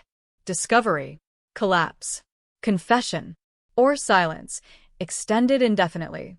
The reopened cold case had reached a point of no return, where even failure would change it forever. And beneath every development, beneath every analysis and argument, the same unresolved presence lingered. A woman who had stepped out of frame in 2005 and never returned. Her absence remained the axis around which everything turned. The investigation could advance. The pressure could intensify. Suspects could be named and challenged. But until that absence was addressed, until the question at the heart of the case was answered, the story remained unfinished, taut with anticipation, poised on the edge of a revelation that might finally surface, or disappear again, deeper and more devastating than before. The moment did not arrive with a confession or a dramatic discovery. It arrived quietly, the way most irreversible moments do, disguised as a detail too small to demand attention on its own. It surfaced during a routine review, an almost mechanical process that investigators had repeated countless times throughout the years, and yet this time, the context had shifted just enough for the detail to refuse dismissal. It was a timestamp, a margin note, a discrepancy measured not in hours but in minutes, and it sat precisely where the suspect's story had always relied on assumption rather than proof. For 19 years, that assumption had held. Now it was beginning to fail. The discrepancy existed in the narrow window after her last confirmed sighting, a span of time that had long been treated as unknowable, a gap too wide to bridge with certainty. Investigators had accepted it because they had no alternative. Now, with accumulated evidence constraining the suspect's movements, the gap shrank. What once seemed like open space became a corridor, narrow enough that any deviation stood out. The suspect had claimed to be elsewhere, engaged in an activity that could not be disproven at the time. But new analysis suggested he could not have been there when he said he was. The margin for error was gone. This realization rippled outward through the case, altering the weight of everything around it. Witness statements that had felt inconclusive now aligned. Vehicle sightings that had once seemed approximate gained precision. The route the suspect claimed to have taken no longer worked unless time itself bent to accommodate it. Investigators did not celebrate. They had learned better. Instead, they recalculated, tested, and retested the scenario, trying to break it, trying to prove themselves wrong. It held. When the suspect was confronted again, the atmosphere in the room changed. The questions were no longer exploratory. They were corrective. Investigators did not ask him to recount the day from memory. They placed the timeline in front of him and asked him to reconcile it. His response was immediate but strained. He challenged the data, questioned its accuracy, suggested alternative explanations that relied on coincidence stacked atop coincidence. The words came faster now, urgency bleeding into tone. The erosion had reached a visible point. For the first time, he contradicted himself outright. Not dramatically, not in a way that demanded immediate confrontation, but subtly enough to be undeniable. A time shifted. A location changed. A detail he had insisted on for years was suddenly flexible. Investigators marked the moment without comment. The room fell silent again, heavier this time, because silence now contained proof. Outside the investigation, Cedar Hollow felt the shift even without knowing its cause. The story had moved beyond speculation into something denser, more consequential. People sensed it in the way officials spoke, in the careful language of press briefings that revealed nothing and everything at once. The town's earlier divisions sharpened. Support hardened into certainty on one side, skepticism into defensiveness on the other. The case was no longer abstract. It was pressing in on identities, on reputations, on the fragile narratives people used to understand their own past. Her family experienced the moment differently. They were not given details, only reassurances that progress was real, that the investigation had entered a critical phase. They listened, nodded, thanked the investigators, and then returned to a familiar waiting that now felt sharper, more dangerous. They had learned that proximity to answers could be as painful as distance. The closer the truth came, the more it threatened to reshape everything they believed about the last 19 years. As the timeline tightened, investigators turned once more to the physical world, to the landscape that had borne silent witness to whatever had happened. A specific area, previously searched and dismissed, now fell squarely within the corrected window. The logic was not dramatic, but it was compelling. If the suspect's story was false, if his movements were constrained as evidence suggested, then the disappearance could not have unfolded anywhere else. The conclusion was uncomfortable in its simplicity. Search operations resumed under a veil of discretion that fooled no one. Crews moved with purpose, guided by coordinates rather than intuition. The ground, altered by time, resisted interpretation. Layers of change obscured what might have been left behind. Still, investigators persisted because this was no longer about hope. It was about obligation. The absence that had defined the case demanded one final confrontation. Inside the jail, the suspect's behavior deteriorated further. He slept poorly. He asked for updates he was not entitled to receive. He oscillated between defiance and withdrawal, a pendulum swing that suggested an internal calculation underway.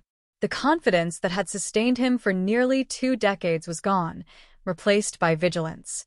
He watched investigators closely, searching for tells, for confirmation that they had crossed a threshold he could not retreat from. Media coverage intensified again, drawn by the sense that the case was approaching a decisive moment. Analysts spoke of tipping points, of the fragility of long-dormant investigations when momentum finally gathers. Some cautioned restraint. Others predicted imminent resolution. The noise grew louder, but the truth remained stubbornly quiet, buried beneath layers of inference and restraint. As days passed, the investigation narrowed further, shedding extraneous theories, discarding possibilities that no longer fit. What remained was stark, unadorned, and unsettling. A suspect whose story no longer aligned with evidence. A window of time that allowed no escape. A location that refused to be dismissed again. The case had not been solved, but it had been cornered. Cedar Hollow felt the pressure in its bones. The quiet of night carried a different quality now, as if the town itself were holding its breath. People sensed that whatever came next would not simply resolve a mystery. It would redefine it. Discovery would bring grief. Failure would bring something worse, the confirmation that even after 19 years, the truth could still slip away. And at the center of it all, unchanged and unyielding, was the absence that had started everything. The woman who vanished in 2005 remained unseen, unheard, unresolved. The cold case had been reopened, warmed, and compressed by time and scrutiny, and now it stood on the edge of a moment that could either give her back to the world in some form, or seal her disappearance forever into legend and doubt. The wall of silence had not fallen yet, but it was no longer intact. It was cracked, stressed, and under sustained pressure, and everyone involved understood the same unsettling truth. Walls rarely collapse cleanly. When they fail, they scatter, and what they reveal is often far more disturbing than what they were built to hide. That night, the city was soaked in rain. Not the loud, violent kind, but a steady drizzle, as if time itself were dripping away, second by second. In the police department's aging records room, flickering fluorescent lights cast pale shadows over dust-covered boxes where the past had been left to rot. Detective Evan Cole flipped through the files. Familiar names. Half-forgotten reports. This case, a cold case, had long been labeled a dead end. No witnesses. No weapon. No clear motive. Just one victim and too many unanswered questions. Then he stopped. A thin handwritten note, tucked awkwardly inside the autopsy report. Overlooked. Or noticed once, then dismissed. Bruising on left wrist. Possible restraint. A small detail. Too small to matter back then. But to Evan, it felt like a knock on a door that had been locked for decades. If the victim had been restrained, then the scene couldn't have involved just one person. He pulled up the crime scene photos again. Zoomed in. Paused. In the corner of one image, there it was. A faint reflection in the glass of the window.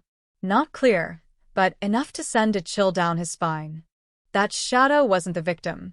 At the same moment, somewhere else in the city, a man sat alone in front of an old television. A late-night news segment flickered across the screen, short, almost forgettable. Police announce a review of a cold case from the early 2000s. He turned the TV off. The room fell silent. His hands trembled slightly, because he knew the thing buried for all those years had just been touched. And from that moment on, the countdown to the truth had begun. The interrogation room had no windows, no clocks, no sense of time at all, just gray walls that seemed to lean inward, and a table scarred with years of unfinished conversations. The air was stale, recycled, heavy with the residue of lies told and half-truths swallowed. This was where stories came to die, or finally come alive. The suspect sat alone. His name had been spoken softly for years, never loudly enough to stick. A background figure, a neighbor, a coworker, someone who had brushed past the edges of the investigation without ever falling into its center. Back in 2005, he had been questioned once, briefly, then released. No evidence, no pressure, no follow-up. Now, 19 years later, he was back in the chair. He stared at the tabletop, tracing invisible lines with his fingertip, as if rehearsing a map only he could see.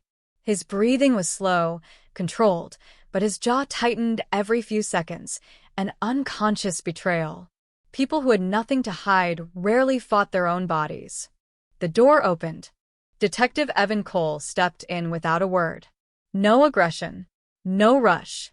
He placed a thin folder on the table and sat down, not directly across, but slightly off to the side. Less confrontational.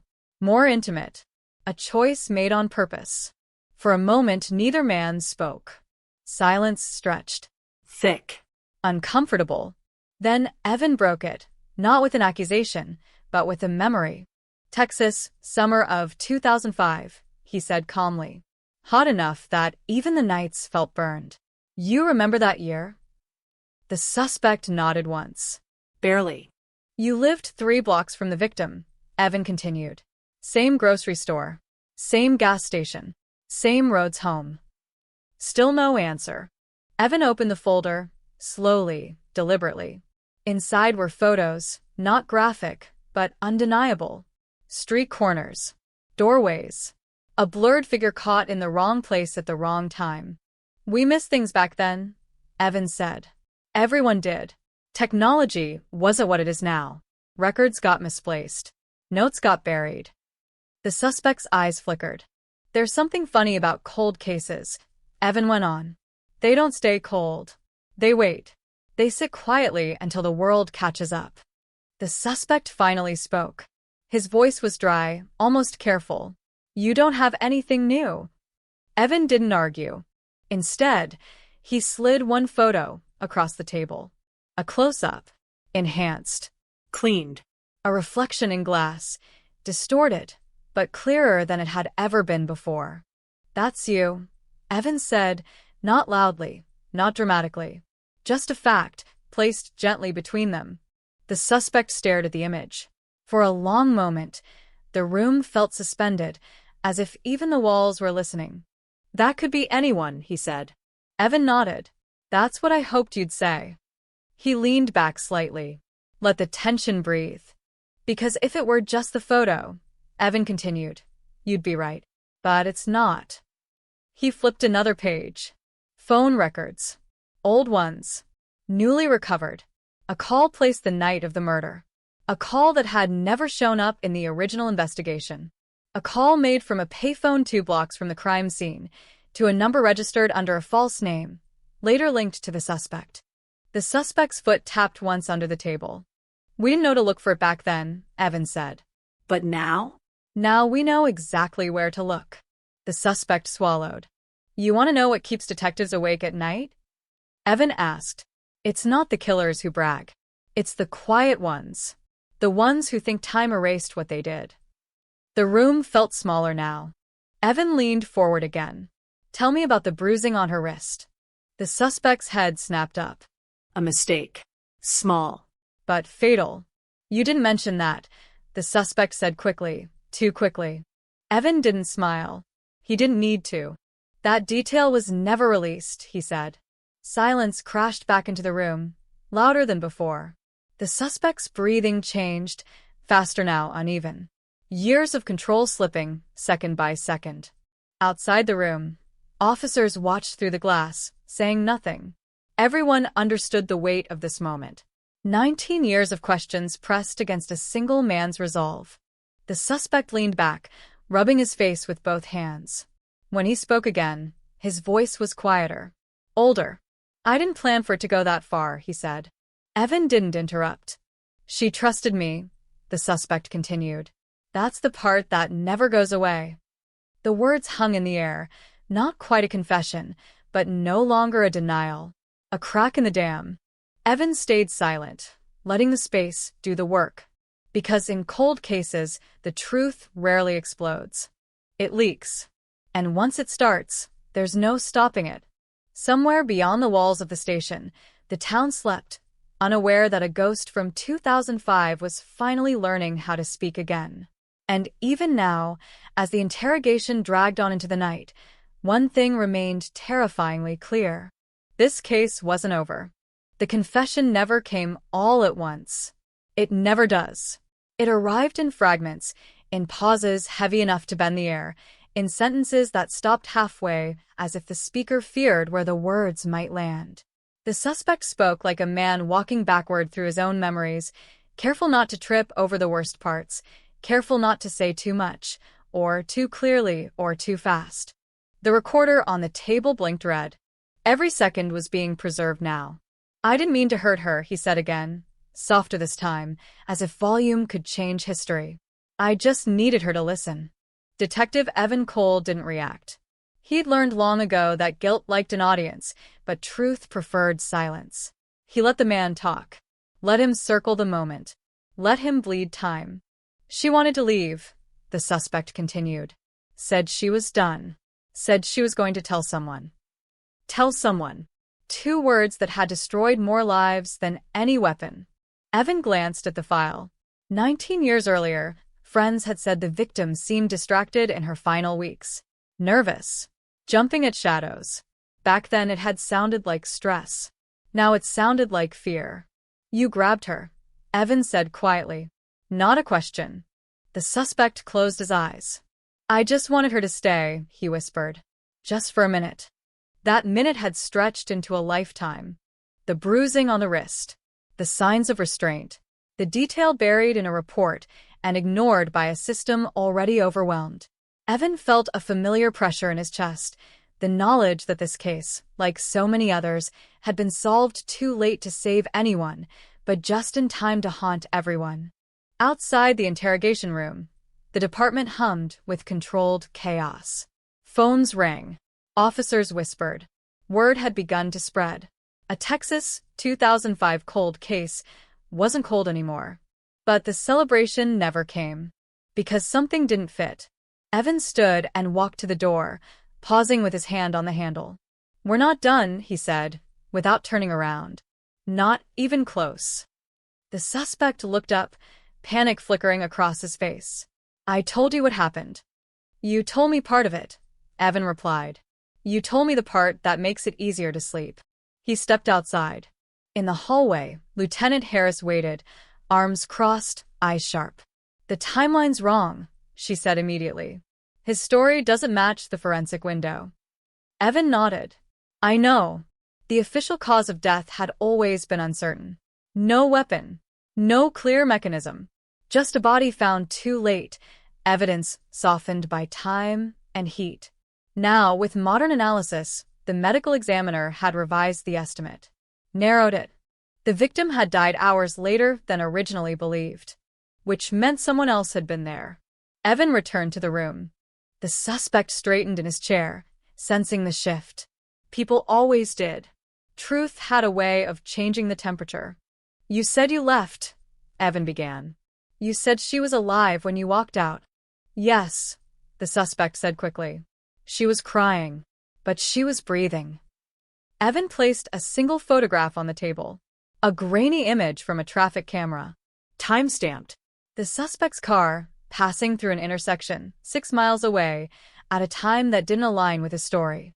"You didn't leave when you said you did," Evan said. "And even if you had, she didn't die alone." The suspect's hands clenched. "There was someone else," Evan continued. "Someone you haven't mentioned. Someone who came after you, or was already there." The room trembled with the weight of it. "No," the suspect said. "That's not. Cold cases don't survive on accidents," Evan cut in. "They survive on missing pieces." Silence returned, but it felt different now. Sharper. Dangerous. Because the suspect wasn't just hiding guilt anymore. He was hiding a name. Somewhere in the town, in a quiet house with the lights off, another person lived an ordinary life, unaware, or pretending to be, that the past was moving again. That after 19 years, the truth was no longer satisfied with half answers. And as the recorder continued to spin, one realization settled over everyone involved, heavy and unavoidable. This wasn't the end of the case. It was the moment it split open. Dawn arrived without ceremony. No sirens. No headlines yet. Just a pale strip of light sliding over the flat Texas horizon, exposing streets that looked ordinary enough to forget what they were hiding. In the police station, the night had never really ended. Coffee sat untouched. Chairs remained warm. The air carried that familiar, uncomfortable feeling, like a room where something terrible had happened, and everyone knew it. The suspect was still inside. He hadn't spoken for hours. Not after Evan Cole said the word someone else. Not after the timeline collapsed. Not after the room filled with the understanding that this story, the one he had rehearsed for nearly 2 decades, was no longer enough to protect him. Silence, it turned out, was his last defense. Evan watched him through the glass.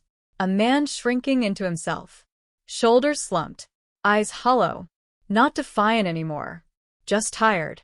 The kind of tired that comes from carrying a secret too heavy to set down and too dangerous to keep. Cold cases didn't end with closure. That was the lie people liked to tell.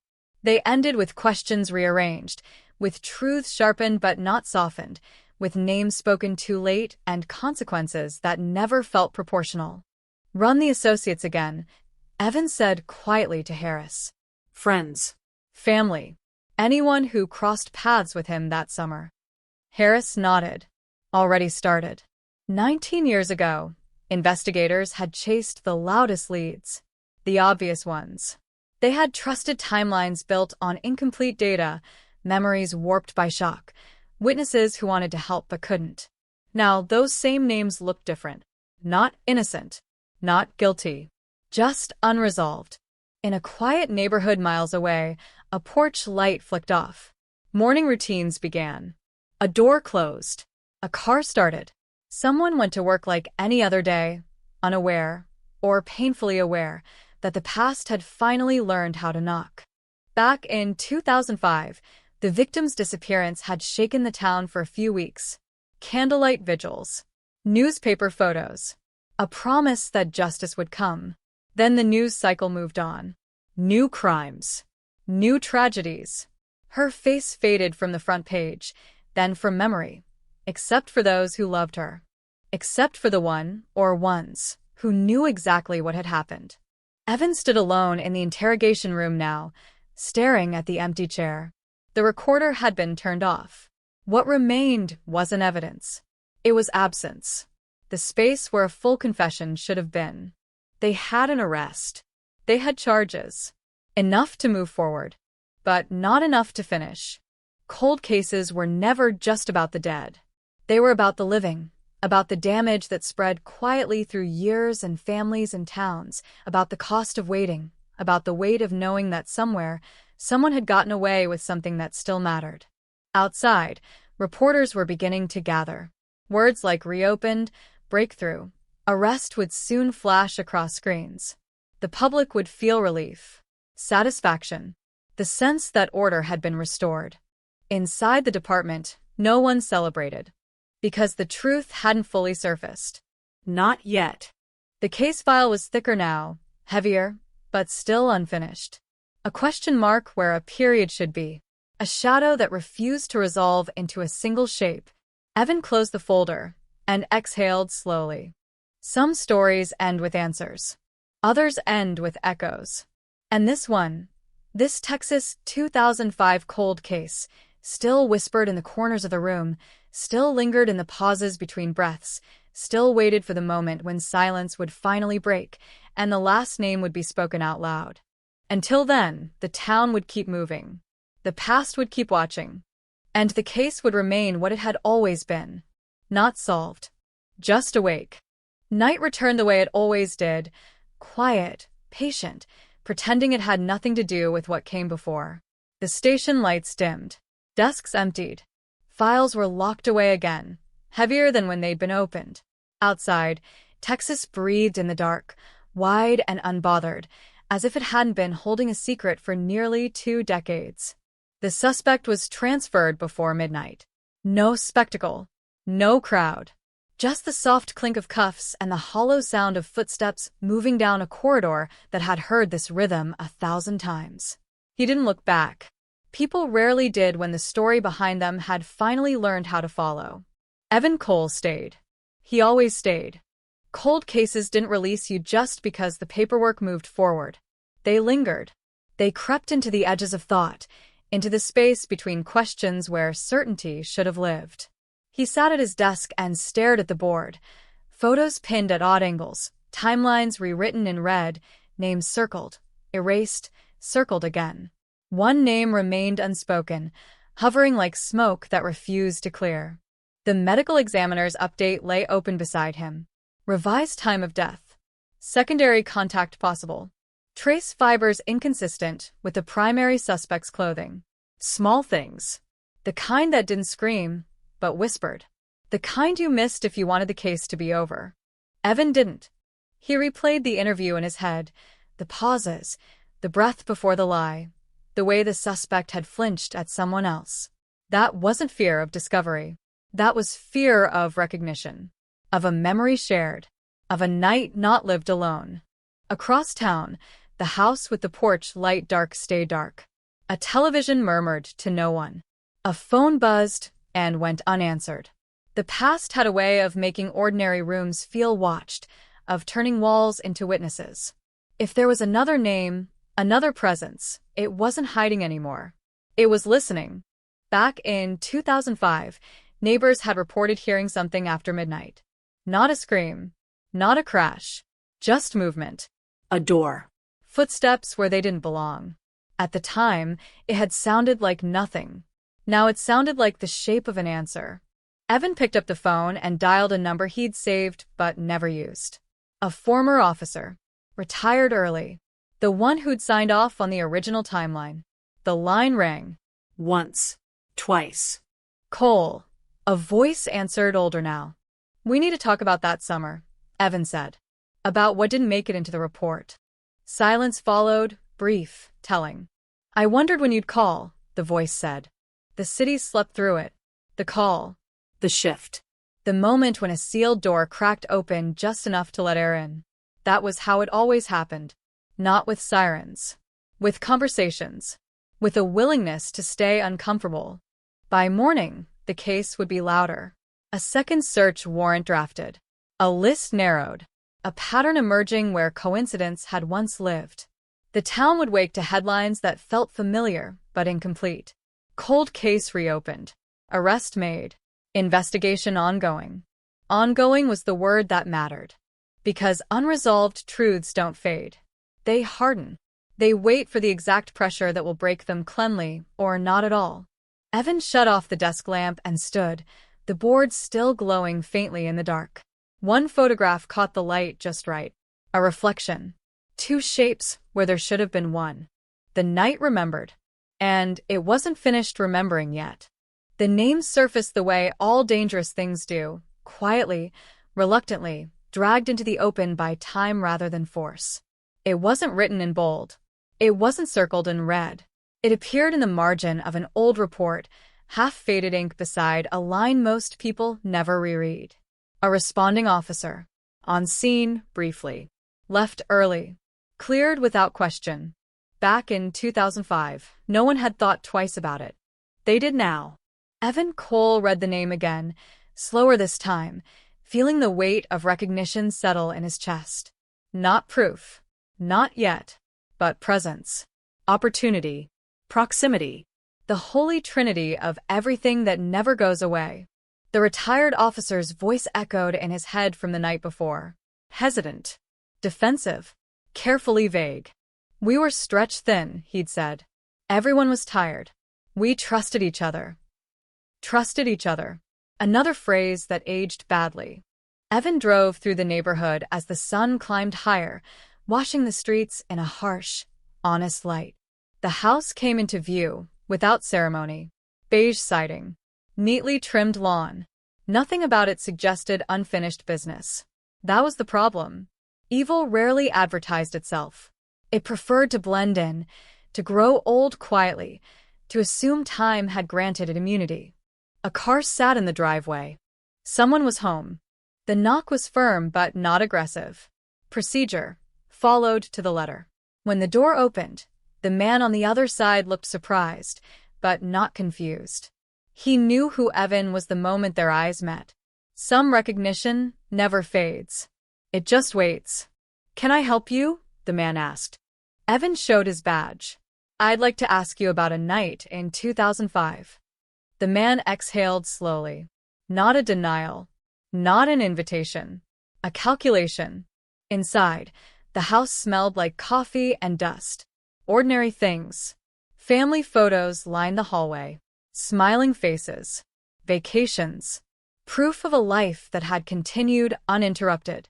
Evan wondered how many nights had passed without consequence. How many mornings had begun without fear. You were first on scene, Evan said, not accusing, not curious. You left before the coroner arrived. The man's jaw tightened. That's not unusual.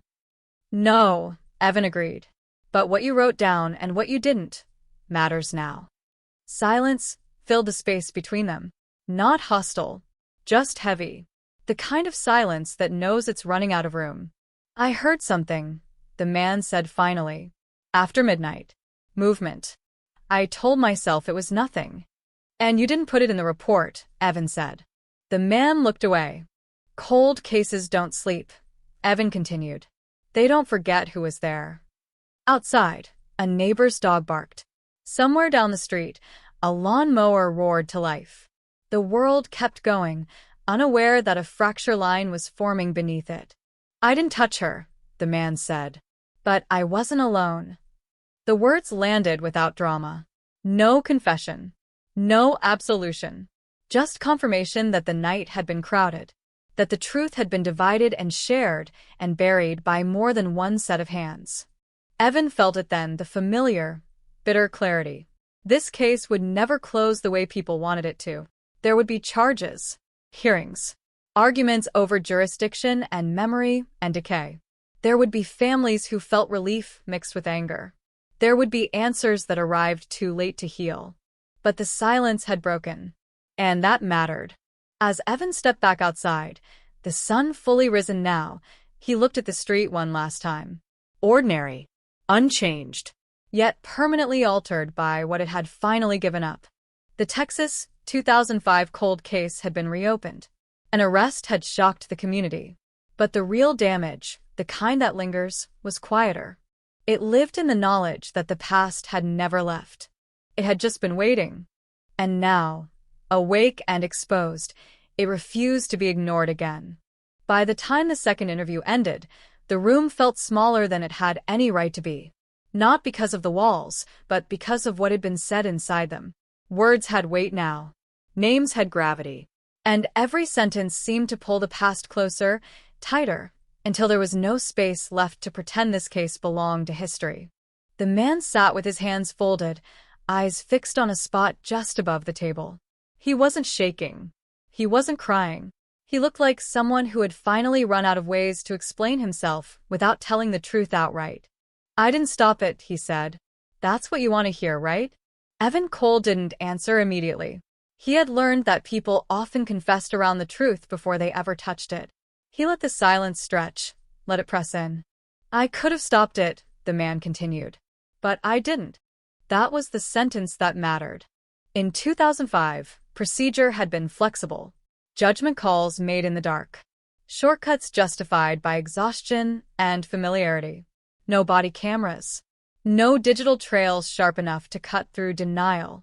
A system built on trust, and a night that exploited it. You left, Evans said calmly. You heard something and you left. The man nodded once. I told myself it was already done. Already done. Another lie people told themselves when they didn't want to act. The new statement didn't rewrite the crime. It reframed it. It explained the gaps. The delayed response. The missed window where intervention might have changed everything. It didn't make the man a killer, but it made him something harder to name. A witness who chose silence. A presence that allowed violence to finish what it had started. Outside the interview room, legal counsel argued quietly with supervisors. Jurisdictions overlapped. Statutes were debated. The word accountability moved from concept to complication. This wasn't a clean story. It never had been. The victim's family was notified before the sun went down. Not with answers. With updates. With caution.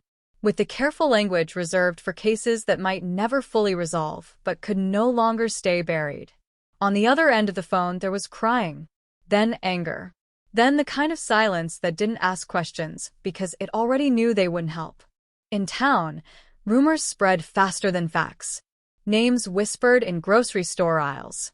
Old memories re-examined, repackaged, sharpened by hindsight.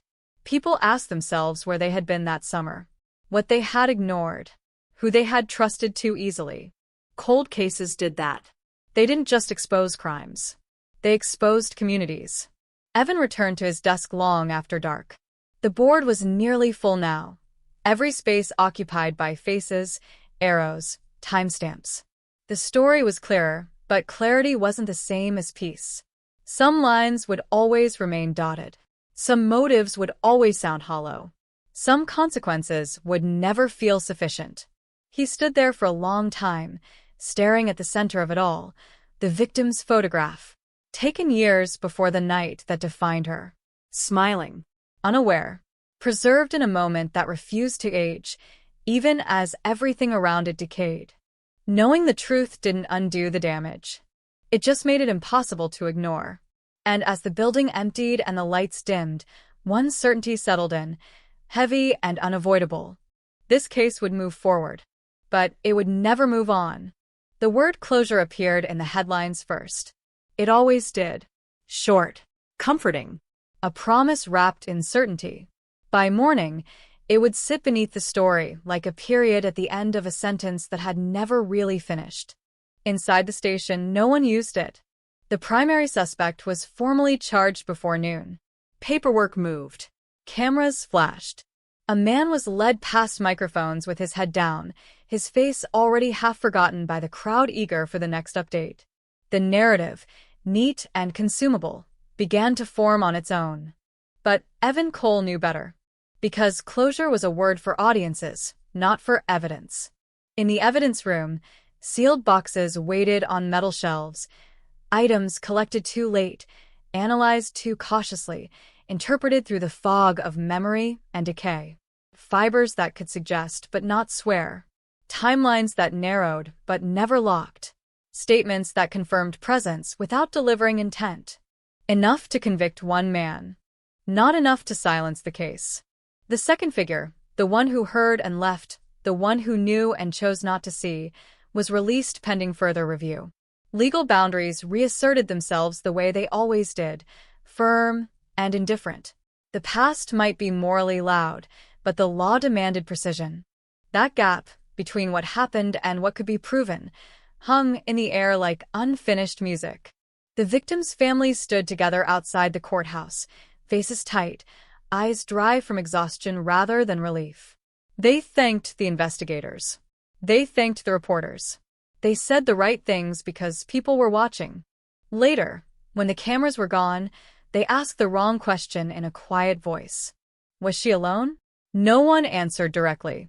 Because sometimes the truth didn't arrive as a sentence. Sometimes it arrived as a shape, imperfect, incomplete, impossible to hold without cutting yourself on the edges. That night, Evan drove past the old street one last time. No tape. No lights. Just houses breathing softly in the dark, pretending they had never witnessed anything worth remembering. The window where the reflection had been captured was dark now, the glass giving nothing back. 19 years earlier, something had happened here that refused to stay in its own decade. It had followed people forward. It had waited patiently for technology, for persistence, for guilt to loosen its grip just enough. The case would be marked active, then adjudicated, then eventually closed. But the truth would remain conditional. Cold cases didn't end when the system said they did. They ended when nothing more could be asked of them. When every silence had been challenged. When every shadow had been named, even if it couldn't be charged. As Evan turned the car around and headed back toward the city, he understood what this story would leave behind. Not peace. Not satisfaction. Just awareness. That justice sometimes arrives late and incomplete. That time doesn't erase, it rearranges. And that some cases never sleep again, even when the lights go out and the doors finally close. Because closure isn't the end of a story. It's just the moment the story stops answering back. Years from now, people would struggle to remember the exact details. The dates would blur. The names would soften at the edges. The headlines would sink beneath newer tragedies, newer scandals, newer promises of resolution. That was how time worked, not by erasing but by overwhelming. But some things refused to be buried. The Texas heat returned, relentless and familiar, pressing down on the town like it always had. Streets shimmered. Lawns browned. Life resumed its rhythm with the quiet confidence of people who believed the worst had already passed. They told themselves the case was over, that the danger had been named, contained, filed away. Inside the courthouse, proceedings moved forward in careful steps. Motions, delays, arguments over evidence aged by years and handled by too many hands. Defense attorneys spoke of doubt, of contamination, of memory's unreliability. Prosecutors spoke of patterns, of opportunity, of silence that lasted 19 years too long. Both sides were right, and neither could change what had already happened. Evan Cole attended the hearings when he could, sitting in the back, watching the past get translated into legal language that never quite fit. He listened as moments of terror were reduced to minutes on a timeline, as moral failures became footnotes, as the absence of action was debated like an abstract concept instead of a human choice. The man on trial avoided his eyes. The other man, the one who heard and left, was never called to testify. Not enough evidence. Not enough certainty. The law drew its line clean and cold, exactly where it always did. Outside, the victim's name was spoken more often now. On podcasts. In long-form articles. In whispered conversations between people who suddenly remembered where they'd been that summer. Awareness spread. Sympathy followed. But sympathy, Evan knew, was a poor substitute for accountability. Late one evening, long after the courtroom had emptied, he returned to the station and stood in front of the case file one last time. It was thicker than it had ever been, heavier, complete in the way unfinished things often were, full of effort, full of intention, still missing something essential. He closed it, not because every question had been answered, but because there were no more doors left to knock on. Somewhere in town, a light stayed on in a quiet house. Somewhere else, a family tried to build a future around a hole that would never fully close. Somewhere else still, someone lay awake at night, replaying a sound they had once decided to ignore. Cold cases left that behind. Not monsters, not mysteries, but choices.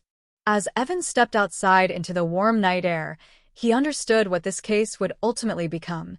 Not a story about an arrest, or a trial, or even a crime, but a reminder that justice is fragile, that silence is powerful, and that time, no matter how much passes, never asks for permission to remember. The Texas 2005 cold case had been reopened. It had shaken a community. It had exposed truths long hidden in plain sight. And even now, long after the last word was spoken, it continued to do what it had always done best. It stayed.